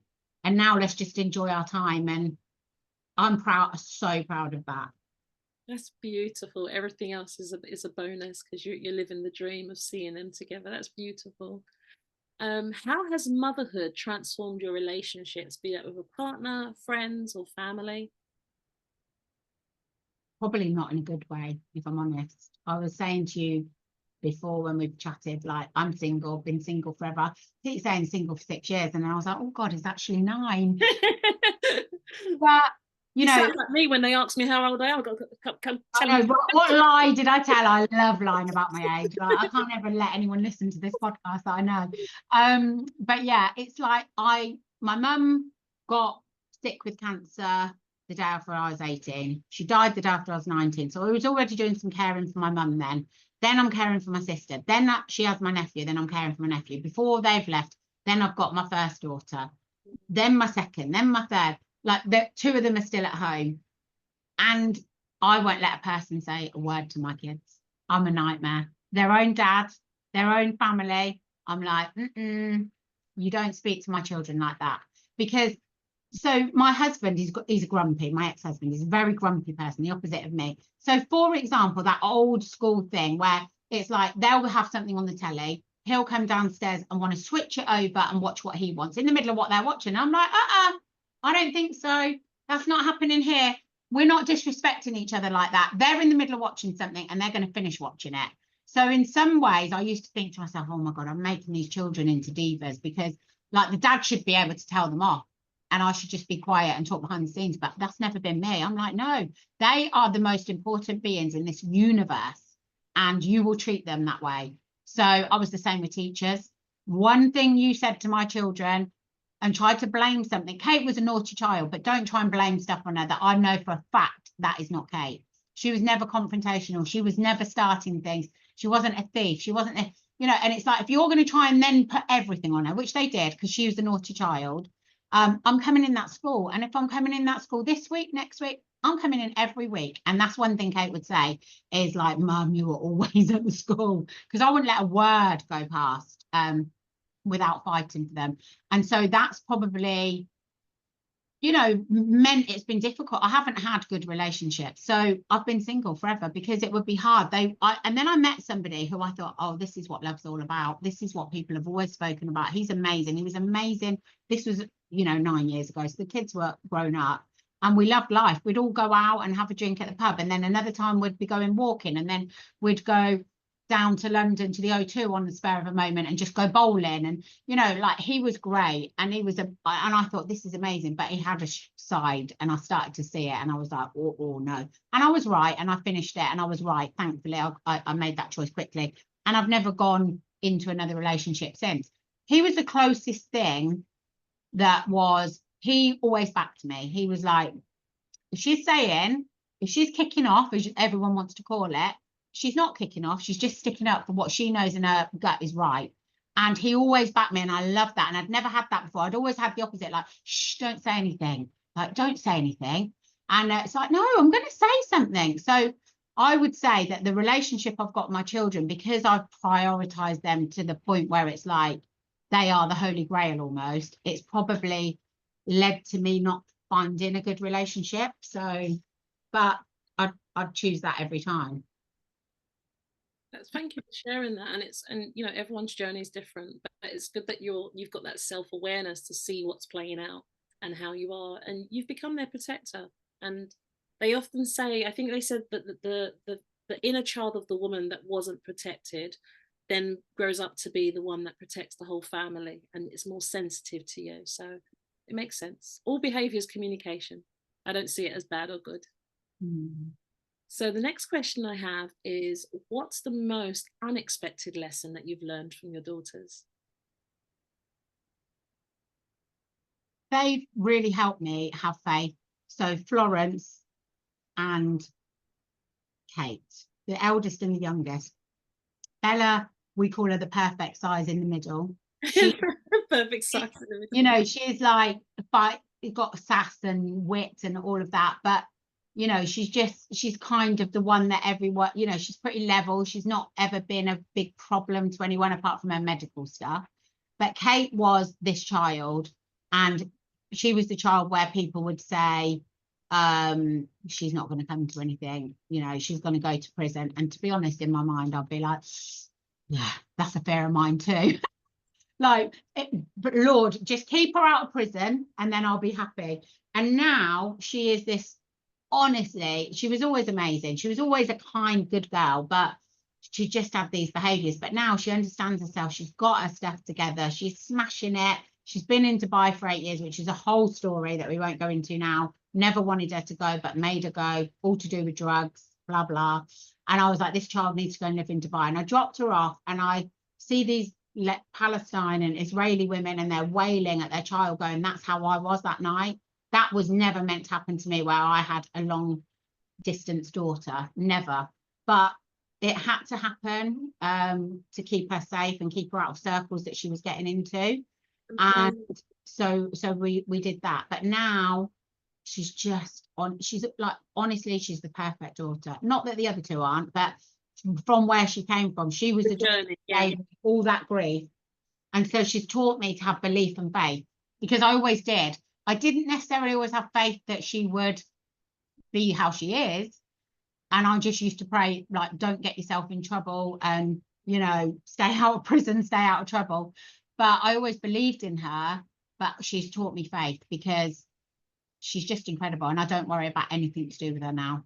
Oh, that's amazing. Yeah. And then Florence with her OCD. I mean, I've got so much faith in her to get past things. I didn't have, but there was a defining moment. We were in Vegas. We went for a Brazilian barbecue. A bit of blood from the meat dropped on the plate, and it was a massive fear. And normally that would ruin really the whole holiday. And she got past it, and other things happened, and she got past it because she loves life too much that she wanted to enjoy that holiday, and she'd look forward to that holiday. And that was the first time. And from that minute onwards, I had faith in her. And I thought, whatever happens, I'll see her having an absolute breakdown over something that's happened OCD wise, even still. And I never worry. Up until then, I used to worry and think, oh, is she ever going to get over it? Is she going to become suicidal? Because that's a thing. Like, oh God, this is, you know, but now I'm like, I do worry, and it is sad. But I'm like, she'll get past that soon. So they've both taught me faith. And I never rehearsed these questions, by the way. So beautiful. They both taught you faith. Yeah. I love that.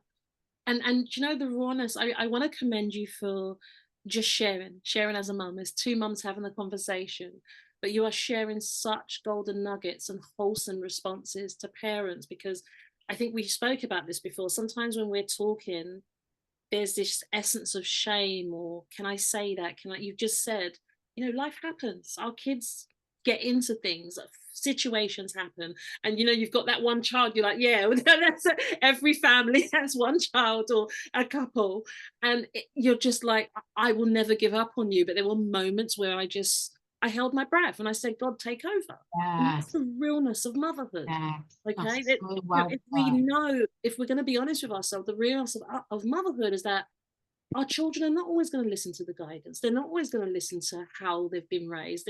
They have other influences. We're not the biggest influence in their lives. We like to think that we are. When they're young, you know, they look at us in a different way. But once they go to high school and mingle with different friends and influences, things happen. And, you know, just to hear you talk about your daughter and to say that she's now in Dubai living the life, and you never knew she would have got there. You never gave up on her.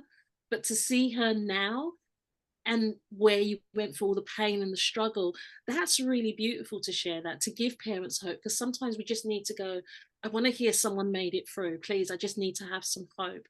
And I know that you spoke to me about your daughter, your other daughter. It's incredible how she manages, she even travels on her own. I think that's you. I know. Like, when you said that to us, I was like, oh my God. So it's so nice to hear that your children, they taught you faith. That is beautiful. Yeah, 100%. Really beautiful. Thank you. For anyone that is listening, teachers can do a lot of damage, the wrong ones. And what I want to say to them, that I feel really strongly about this, is they made me feel terrible. They made her feel terrible.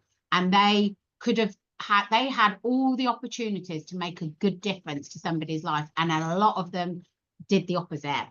And even when you're there, I've got no mum, I've got, you know, even my in-laws, they're like, well, she is being naughty. And it's like, and that doesn't mean that you're allowed to say she's never going to come to something. It doesn't mean that you're allowed to blame her for that isn't her. One time, one teacher accused her of doing the Nazi salute, and this lady was a Jew, and she said, she's ruined like my career. That's the worst moment of my whole career. And I thought, I'm not being funny, but Kate is an absolute thicko when it comes to history. She hasn't got a clue what a Nazi salute is. She hasn't got a clue what a Nazi is, anything. And I just knew straight away. And when I said to her, as soon as they told me on the phone, I knew she didn't do that. I was like, no way, no how. When I saw Kate, I said, show me, reenact, exactly, act it out like you're doing a scene in a movie. And she went, sir, yes, sir. That's what she did to the teacher. And the teacher tried to say she did a Nazi salute and then labelled her as that. And I just thought, those teachers could have made a great difference. So anytime there's a good teacher, I appreciate them so much, because at school I was a little boff. I loved learning, but for Kate it was different. And then when you now see her, I feel like wheeling her back, like, let's go find those teachers. Let's show her. You just earned £160,000 so far this year. You've just bought your own place in Dubai on your own this year. Now let's see who's not going to come to something. But if it had anything to do with those teachers, and teachers can make parents feel like that, especially if you're a single mum and you have got a naughty child. Just honestly, don't let society pressure you. You know your child, and they might do wrong stuff, but usually then, you know, they're a good person. You know, the countless times I hear about young people having these experiences in school. So I'm an education advisor, and all behavior is communication. And sometimes, you know, you're quite right, a teacher can either save a child or ruin a child. And there are some instances when young people have done things, some serious things. Oh. And I really love the teachers that understand that all behavior is communication. And when that teacher commits to saying, actually, everyone says you're naughty, I want to say what's going on. I want to talk to you. I want to find what's going on. Why do you do these things? What is it a cry for help for? And, you know, like you're saying, especially if there's a single parent involved, bringing them in, if that parent's able, because obviously there's different parents here and there, but if that parent is able to walk that journey, young people just need someone who's going to believe in them, and anything can turn around. And I think we have countless stories in history where there was the child that was very disruptive, and that one teacher believed in them and changed their entire life. Because we all want someone to believe in us. We all want to feel loved and something or someone to love. So it's so sad when young people get written off because of their behavior. All behavior stems from something. And I think we need to realize that, you know, if you're a teacher, we're there for a bigger meaning than just, you know, reading from a textbook. We really are there in the young people's life to let them know never to give up. They've got someone to turn to. So I'm so happy to hear that Kate's found her place in life and settled, and you're proud of her. And it's just amazing. Thank you so much for sharing that.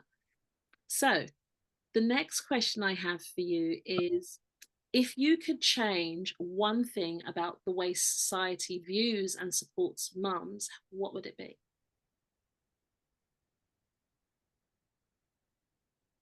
That's a tough thing.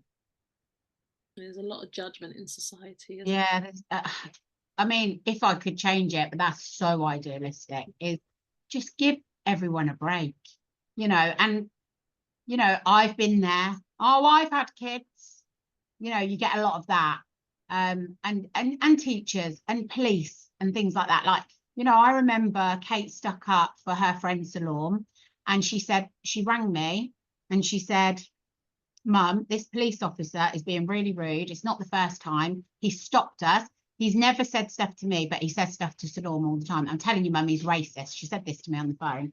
And she was like, and now he's giving me a hard time because I've told him that he's racist.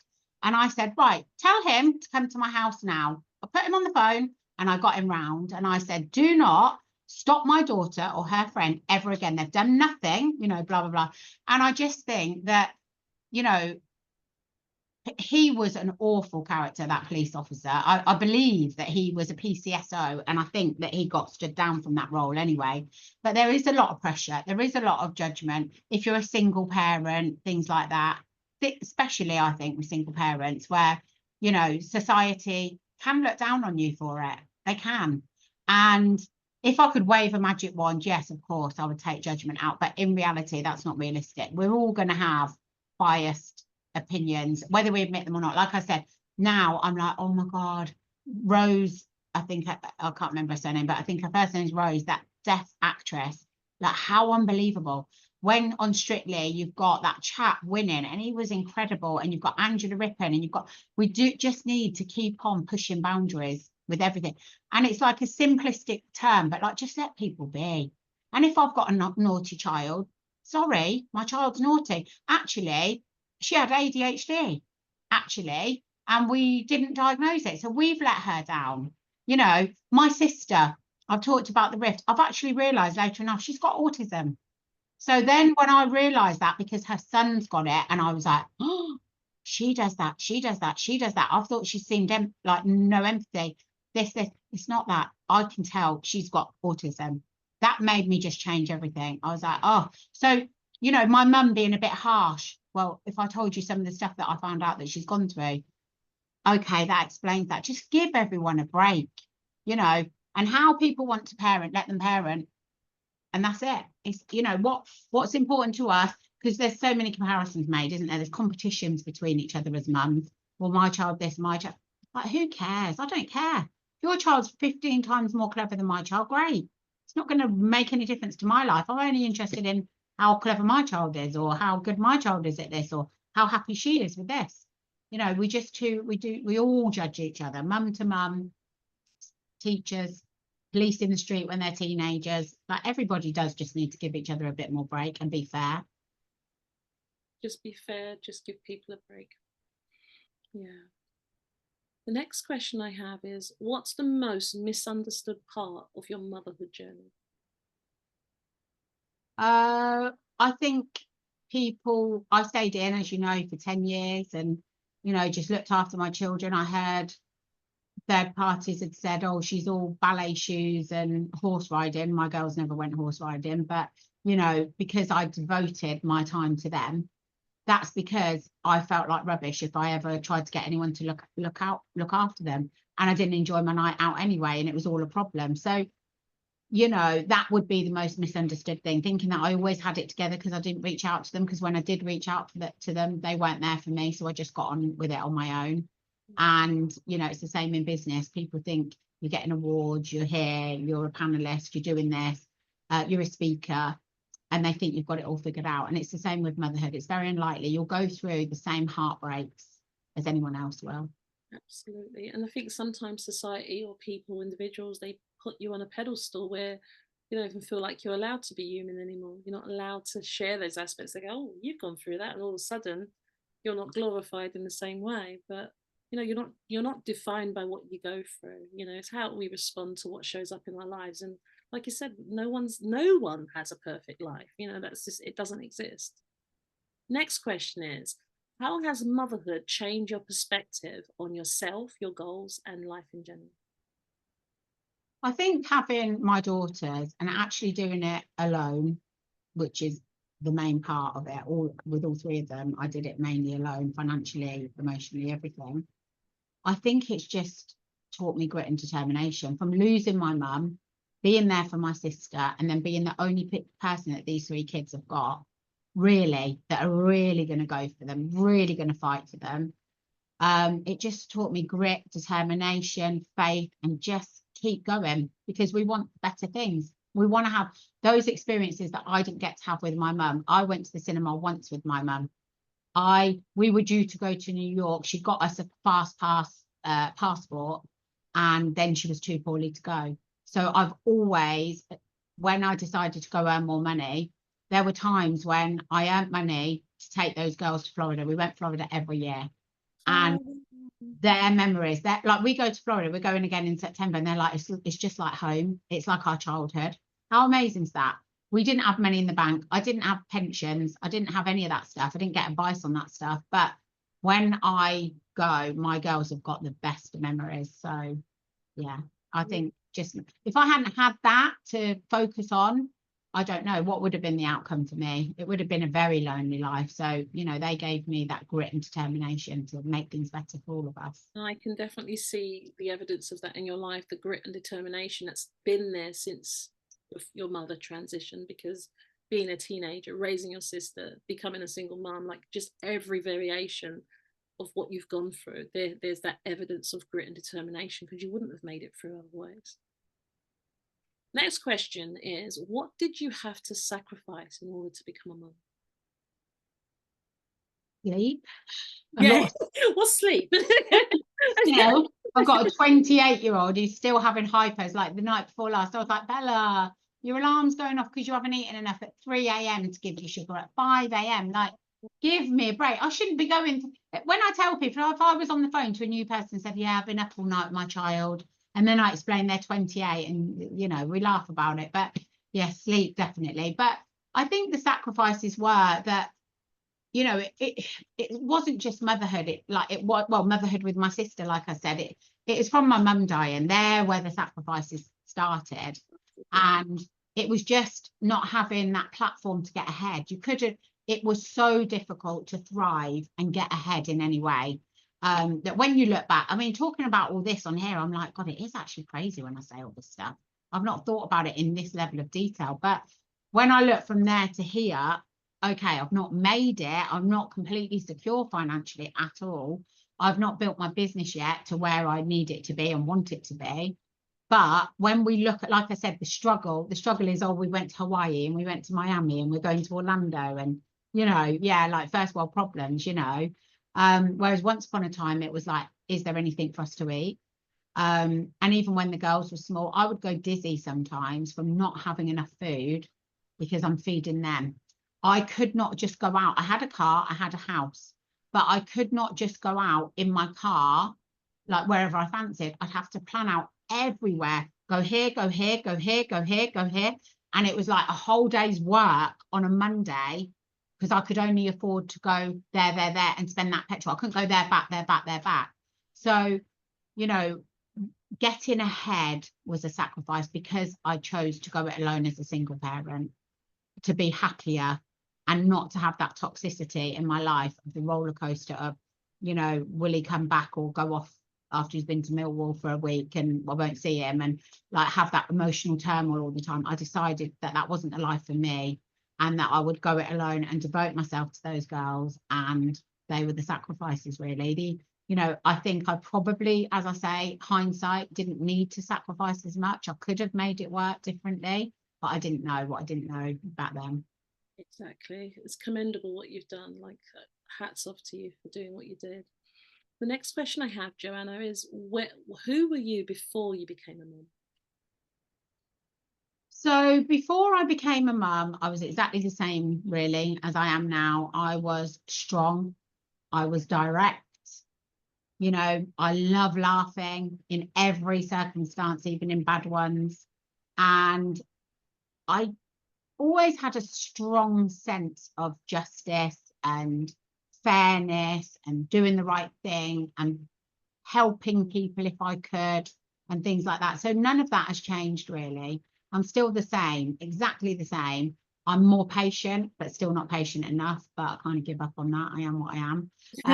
And, you know, but yeah, the essence of me has never really changed, honestly. It's just more my mindset and my behaviors and things like that really that have changed. But, you know, I've always loved life, even when my mum died, even when my daughter was having her operation. She had sepsis in 2016 5 times and we nearly lost her, and you know, all this stuff. Yeah, honestly, between May and November it was awful. So but I've always felt grateful. I don't know why. I've always felt grateful. I'm like, just thank God I've got them. Just thank, yes, I could sit there feeling sorry for myself. When we were in the John Radcliffe Hospital a lot with Bella, I would go there and there would be children that had never left the hospital, that were 3 and they'd been born into that hospital and too poorly to leave. So there's always a way to look There's positively. someone suffering a bit more than you, isn't there? Always. And of course, and that's okay for you to still feel your pain and whatever, but I don't know why, I've just naturally always felt a gratitude and an appreciation for what I do have in life, and worked my way out of it. You know what I really love, what you just added, was don't feel guilty for feeling your pain. It's very true, because sometimes people say, well, I'm not going through what they're going through, and they dishonor themselves by allowing themselves to feel the pain of what they're going through, because that's very real for them. Like, don't feel guilty that because someone's going through something worse that you can't actually just feel your pain and connect with what it is for you. The next question is, what is the gift of motherhood? Oh, it's just everything. I can't even answer because it's so you. Yeah. It's just honestly the best thing in the world. If I read out any of my gratitudes, honestly, like my daughters, every day I'm grateful and blessed for having them and who they are, the relationships we have every day. My first one, I can't get past it. I'm like, it's a bit boring to myself because it's like every day, but they are just everything. They are. Definitely. I'd be nothing if I didn't have that. Everything. God, you're doing a great job, Joanna. Excellent job. We got 4 light-hearted questions just to lighten the mood a little bit. You've done excellent. I can't thank you enough. Much like, wow, growth. You know, it's a testament to the character you are. You're talking from the heart, and just want to thank you just for being in this space, holding this space, and just sharing. So the first question I've got, just a light-hearted one. If your girls were to write a book about you, what would the title be? Oh. You know what? That is brilliant. I'm going to ask them that question tonight. I'm going to ask them that question, and I'll privately message you and tell you. There'll be something derogatory, I'm sure.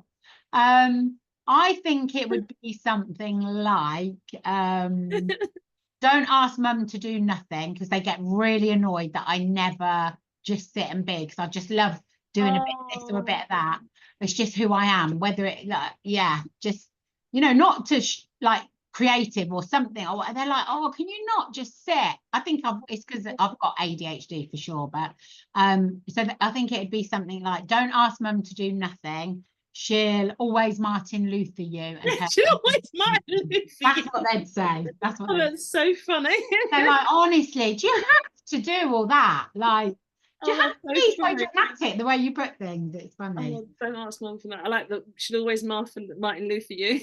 Yeah, and turn it into a business plan.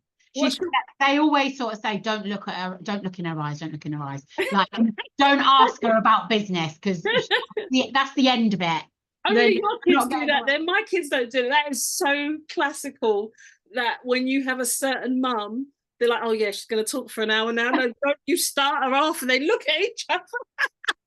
This people pay for this. Shush.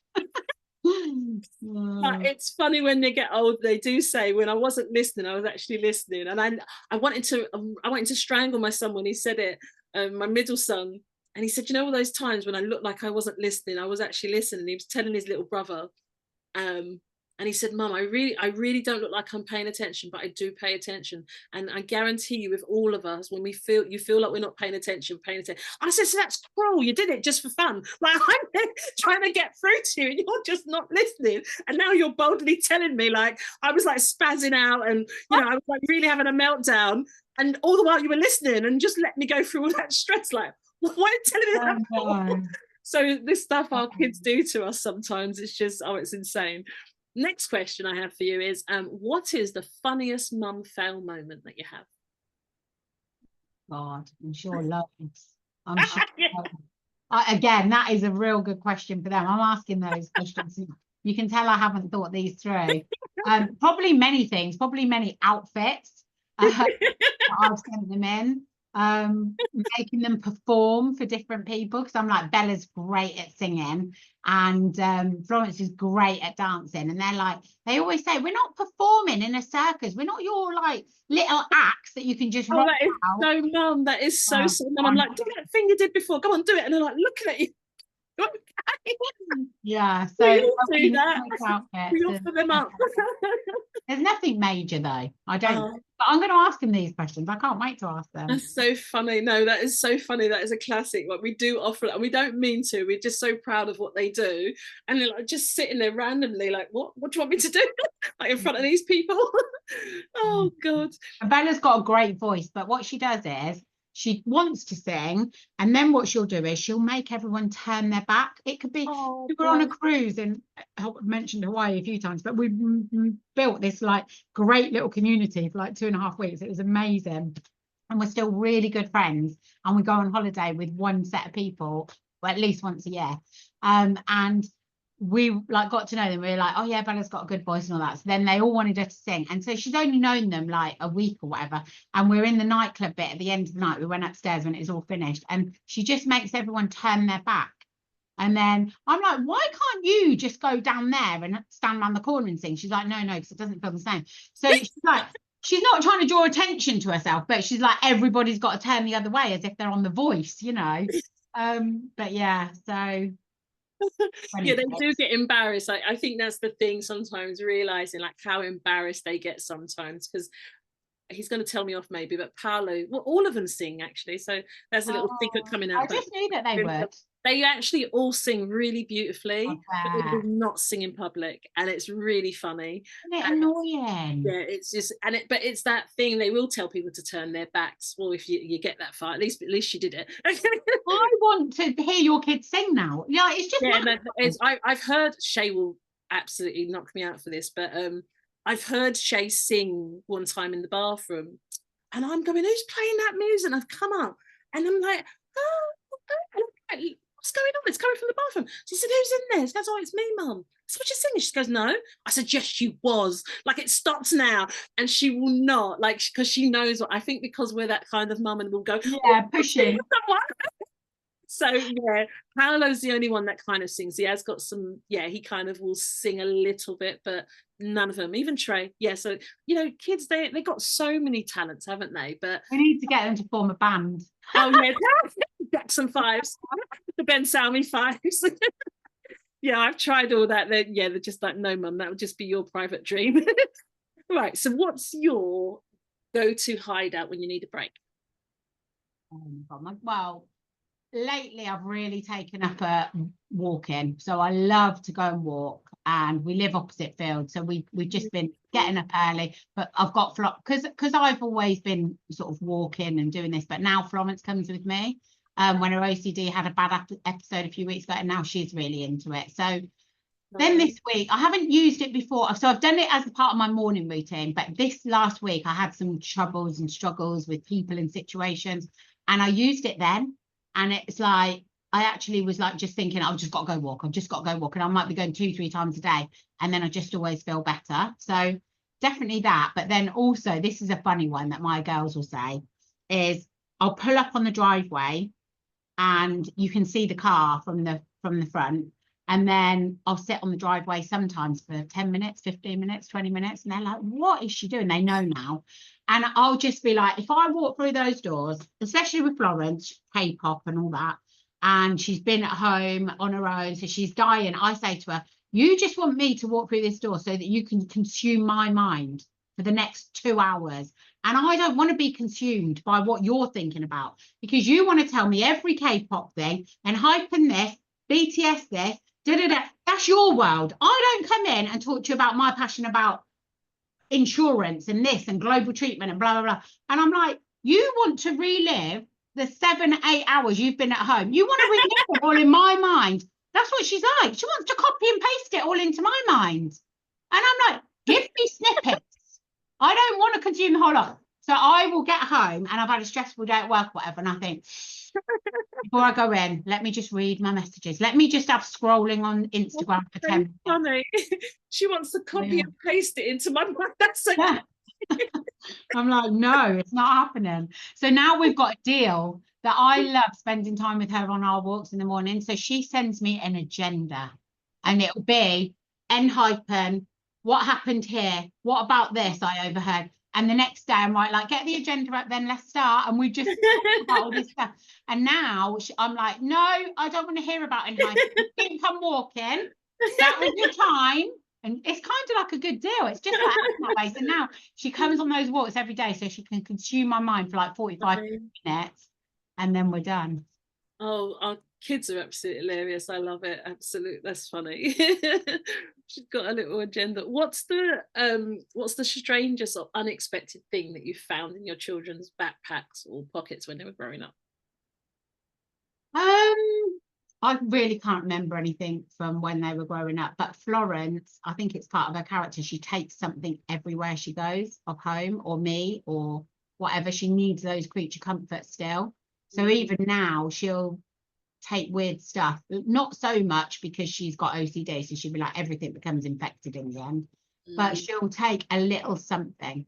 So even when we went out on a walk yesterday, I bought her this like jam jar, and it's like, when you feel anxious, choose a pink strip. When you think, and it's actually got little things from the Bible. It's really cute. It's beautiful, little folded one. They're colour card. I've seen that. I went to those. Yeah, I've seen even that, like Bible verses on them. They're lovely. Yeah. So I bought her that to like help her and whatever. Of course, she has to try, like if she's read them, I've got to read them. So she brings them out on the walk last night. So we went on a double walk yesterday, and so even that, she's like, right, on our walk, she's like, right, she brings out her little jam jar, and she's like, you know, she went through every single one. I was like, was meant to be a gift where you just take one when you need it, but anyway, you've consumed a whole lot, and now so have I got to. So yeah, I can't think of anything specific, but Florence has to always have something. And she's 21, nearly 22, and she still has to take something everywhere she goes. Oh, what a beautiful way to go on your walks and share. I love that she's pouring into mummy. That's gorgeous, absolutely gorgeous. I love the way you turned it, copy and paste everything she's done into your mind. That is such a classic. The next question I've got: if our community of listeners could support you in 3 transformative ways, what would you ask for? Oh God, I wish I'd read these. You're so funny. Myself up, aren't I? Can you give me some ideas? So you said you wanted to be on a special show. Could you put a call out for that, or partnerships, or some unique things you want to do? Have you got any like global projects you want to launch or partner? So do you know what? Oh, so on that sort of thing. So, you know, we've sort of touched here and there. So I'll just say really briefly, because I know I've waffled on so much, talked to you all day. But I lost my mum. We've established, we went through pain financially, blah, blah, blah. Now, what people don't understand in this country, and this is what I said to you when we first met, is we are a rich country. How is this happening in this day and age in our country where people are not protected enough? So they've got families, they've got mortgages, they've got things like that, and they're not getting access to the right advice and the right conversations. So if back then my mum had had the right conversation, so we had the house paid for and a little bit of money left over. The little bit of money left over was just oh yeah, that'll do, and that ran out, because people think even 3 times salary when they get that work, it's like, oh yeah, well, I get 3 times salary, that's great. You've got a 5 and a 7-year-old, so what if they die? How long is 3 years salary? Not going to last long, is it? So it needs to be more bespoke. And what people don't understand also is that in these policies these days, there's a lot of access to help for children when parents die, when grandparents die. There's 6 counselling sessions with a lot of plain old policies these days. There is, you know, bereavement specialists. There's bereavement. Winston's Wish is a bereavement specialist for children. So my sister went on a path which was the opposite of my path, and it's ruined her life. And I do believe it all comes back to my mum. We didn't get that emotional support. There was no social workers, there was no teachers coming around, there was no help to guide us. How is this 19-year-old suddenly living at home paying £15 a week board, and now she's bringing up a kid and there's no help, no guidance at all? So when I talk about these things on stages and whatnot, it's trying to get that out there to the public, like, you've got a family and it's not being thought about properly. Then the next thing is your policy and trust, because actually in the year after, next year and the year after, you're going to be paying inheritance tax on £1 million. £1 million. So if you've got a pension, if you own a home and you've got a policy, that £1 million is very easy to reach. In America, it's $13 million before you're taxed. In this country, it's going to be $1 million, now including your pension. And what most people don't realise, 9 in 10 policies have not been written into trust. And if they were, that money can never be taxed by the government.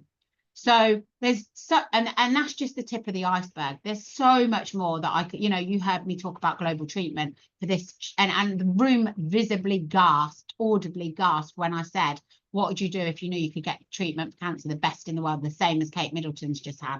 What would you do if you knew it was 2 million quid's worth of treatment? What would you do if your children could be included for free?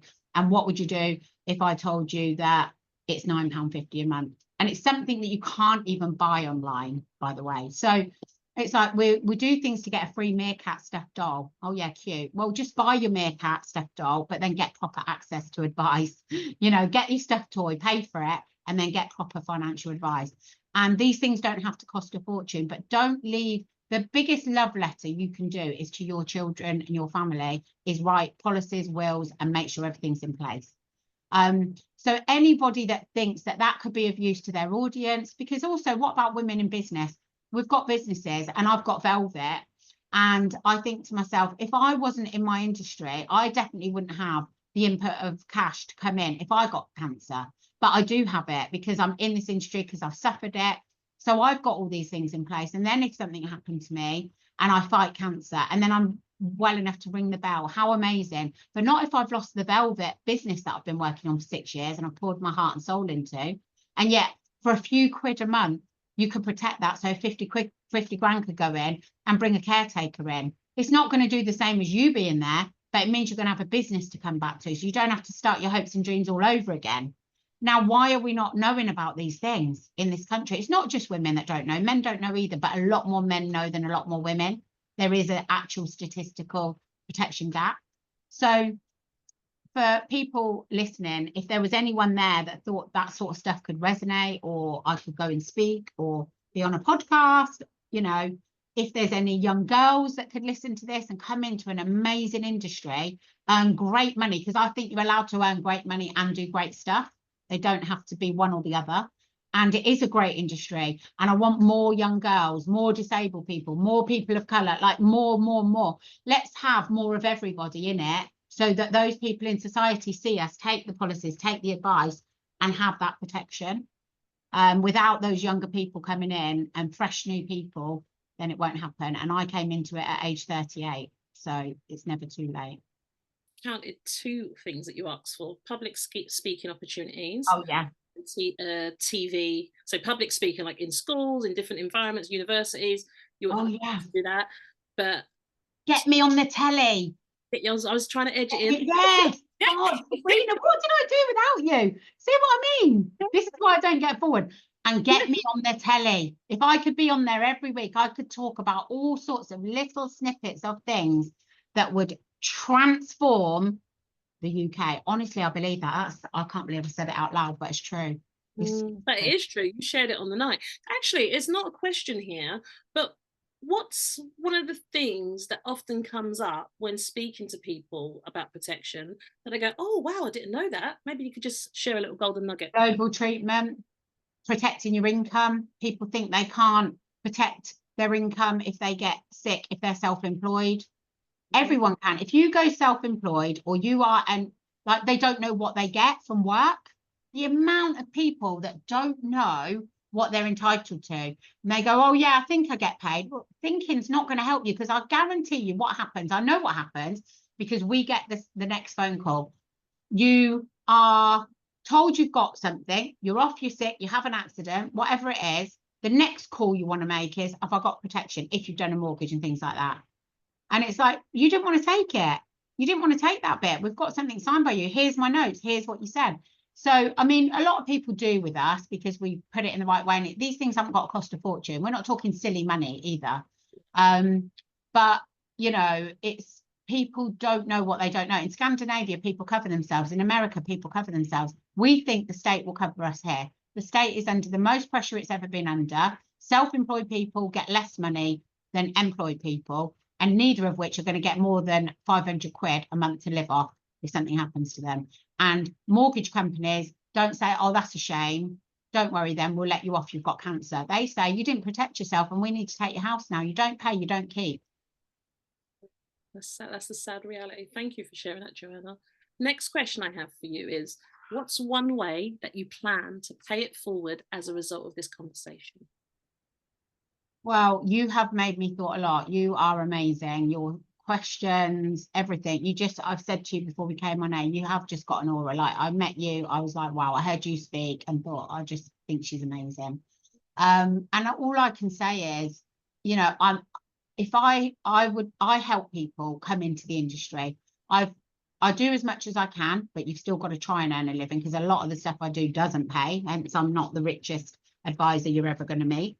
But I do try and help people, inspire people.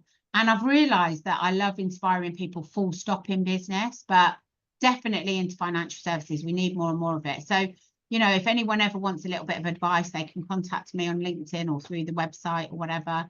And I'm always happy to help. I can only do so much. That's why I launched my program for other advisors and my VIP days, because I thought I'm always being asked for help and I can give snippets. But actually, if I can charge, I can actually then put my all into it. And I've written a 12-week course, which I've done once. I'm only going to do them once a year. But, you know, if somebody needs a bit of information, we are happy to chat in Velvet, and me personally, if it's about business as well. Thank you, Joanna. Next question. How do you hope sharing your story on this podcast will impact others? Well, I just really hope it does. I think just us chatting, you know, you've inspired me. I've met you and been like, oh, and then seeing you with your children up there on the stage and everything. It's like, how amazing is it? It is actually still quite unusual how we are. It is. You know, when we were in that room, it's a crazy thing. Like, if I'm telling my family members, like, they're not doing this stuff. So if we can impact people to take some advice, take some faith, belief from what we've said, take some action from what we've said. And we're just normal women, aren't we? We've not come from rich families. We haven't had easy starts. And I think we're doing, you know, sometimes I have to pinch myself and think, we're doing podcasts here, girl. Podcasts, we're doing speaking. And, you know, neither of us speak with that posh accent. And it's like, we're just doing it. But we are making a difference. I'm sure of it. I know we are. Absolutely, definitely. As a result of the conversation today, what would you like to say to your children's father in terms of words of gratitude or appreciation? Oh, you're testing me. It's all about the healing, darling. Let it go. Say something nice. My ex-husband drives me crazy, but he's got a key to my house. He goes to Florence Bless you. when I left. Like, I think that you have to have good relationships at the end of the day.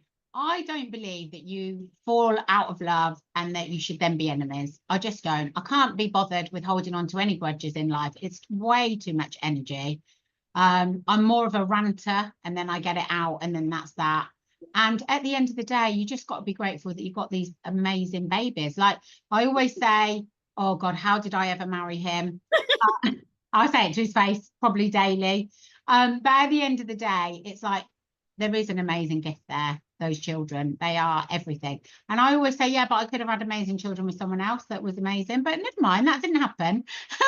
So we're grateful for the babies that we did have, and they are amazing. And, you know, my first the girl's dad, I get on with him great, and he is a nightmare to be in a relationship with.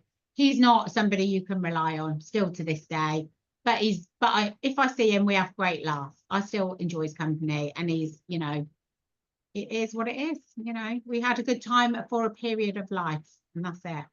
It's in a season of a lifetime. I like that. Thank you for creating these children with me. That's really nice. Say some nice words.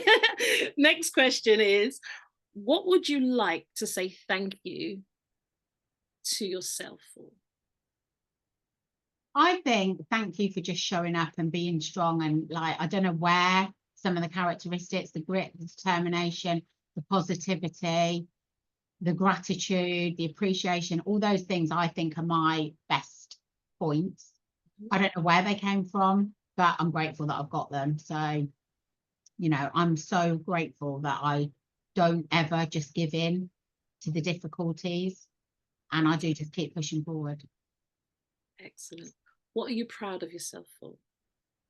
All those same things, and my girls, of course, and my business, and for stepping out of my comfort zone. I don't love like, we'd laugh about being on the telly. I think I'd be great at it, but would I love to see myself and love to? I wouldn't. I'd be like, oh my God, look at me. Oh, that's fine. Yeah, it's not all that stuff. people.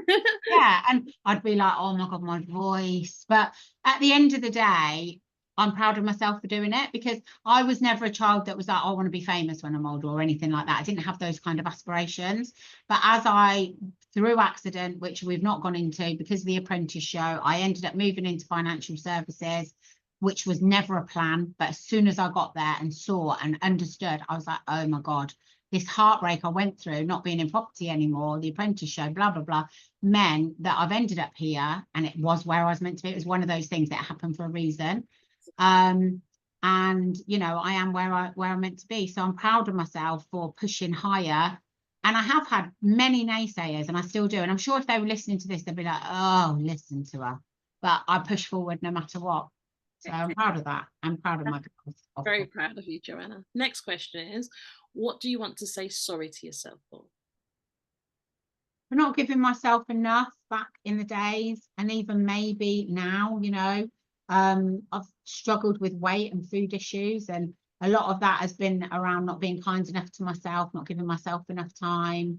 And like I said, hindsight's a great thing. I didn't have guidance, so I had to just get to these points probably a lot slower. But you know, it is what it is, and just be kinder to yourself, give yourself time, be a bit selfish, it's fine. Excellent. So this question is actually a continuation. So although you said sorry, what do you want to forgive yourself for? What do you really want to forgive and let go of? For those things, and you know, for being a busy fool, and you know, people pleasing and being silly about, at one time, stressing about the house and having it perfect, and you know, all those things. They were silly, but you know, like I said earlier, you can't really hold things against yourself or other people. It's like you have just got to let go, because guilt serves no purpose. So you know, Amazing. Yeah, it is what it is. I did the best I was doing at the time that I thought. Exactly. So my final question to you is, what are you willing to let go of and heal from as a result of today's conversation? What can you leave in this space? Just leave it. I think, because of you, and because of the conversation we had before, and the conversation we had previously as well, I have been very anti being in a relationship for ages. And then only last year or so, I thought, do you know what? Now, never say never. And then speaking to you and meeting you, because you are also very strong, very fierce, and you sort of making me think, why not? Why can't you be in a relationship? Why can't you find someone who doesn't mind you being strong and all these things? And I wouldn't really make a lot of, you know, I'm not going to settle for things, because I don't need this. But I definitely think that you've made me be even more open to maybe one day that would happen. You never know. So hearing that, getting that text. Text me while you're on holiday. Like, what's going on? Who have you seen? Who's looking at you? I'm like, keep your eyes open for me, Sabrina. Oh, you don't want to start me off? I've got evidence now. Yeah, you're going to branch the whole podcast into another avenue of dating, getting you guys together. Oh, that's beautiful. You know, I really love the way you actually put that, you know, giving yourself permission to explore different aspects of your journey.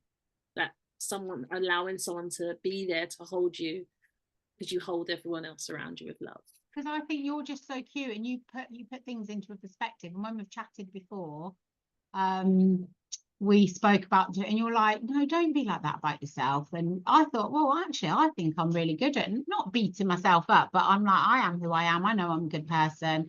I know I'm got special things and whatever. But you were like, no, you deserve that. And no, you. And I'm like, oh. So, you know, I think, yeah, not necessarily just from this conversation, but from our few conversations that we've had. some of which you've recorded and this, you know, on here, but then others that we haven't, it has made me think, yeah, maybe there is someone out there who's strong enough to, you know, thingy. And if that happens, it happens. I'm not going on dating sites though. No. I love that. No, but that's beautiful. I think just giving yourself permission. We spoke about that in our conversation. And isn't it beautiful for mothers just to have this space to just say, what have I endured? What have I learned? But also, what do I need? And that's a way to come to a close. So, Joanna, it's been an absolute pleasure talking to you. We've had a real mother to mother, heart to heart. It's been amazing. So, is there any final words that you would like to give to our listeners? And I'm just going to go into the outro.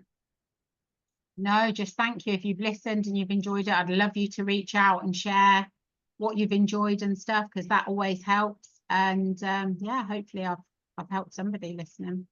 Oh, no doubt at all. So listeners, let's turn words into action. If you've been moved by today's story, think about how you can offer some support, no matter how big or small, whether it's through a kind message, shared resources, or connecting with our guest. Let's build a community that uplifts and empowers. Thank you so much for tuning in to the Unheard Cries of a Mother. Your story matters, and together we can create ripple effects of understanding, support, and transformation. If today's conversation has resonated with you, please like, comment, and subscribe, and share this episode with someone who needs to hear it. Remember, as mothers, we are stronger together.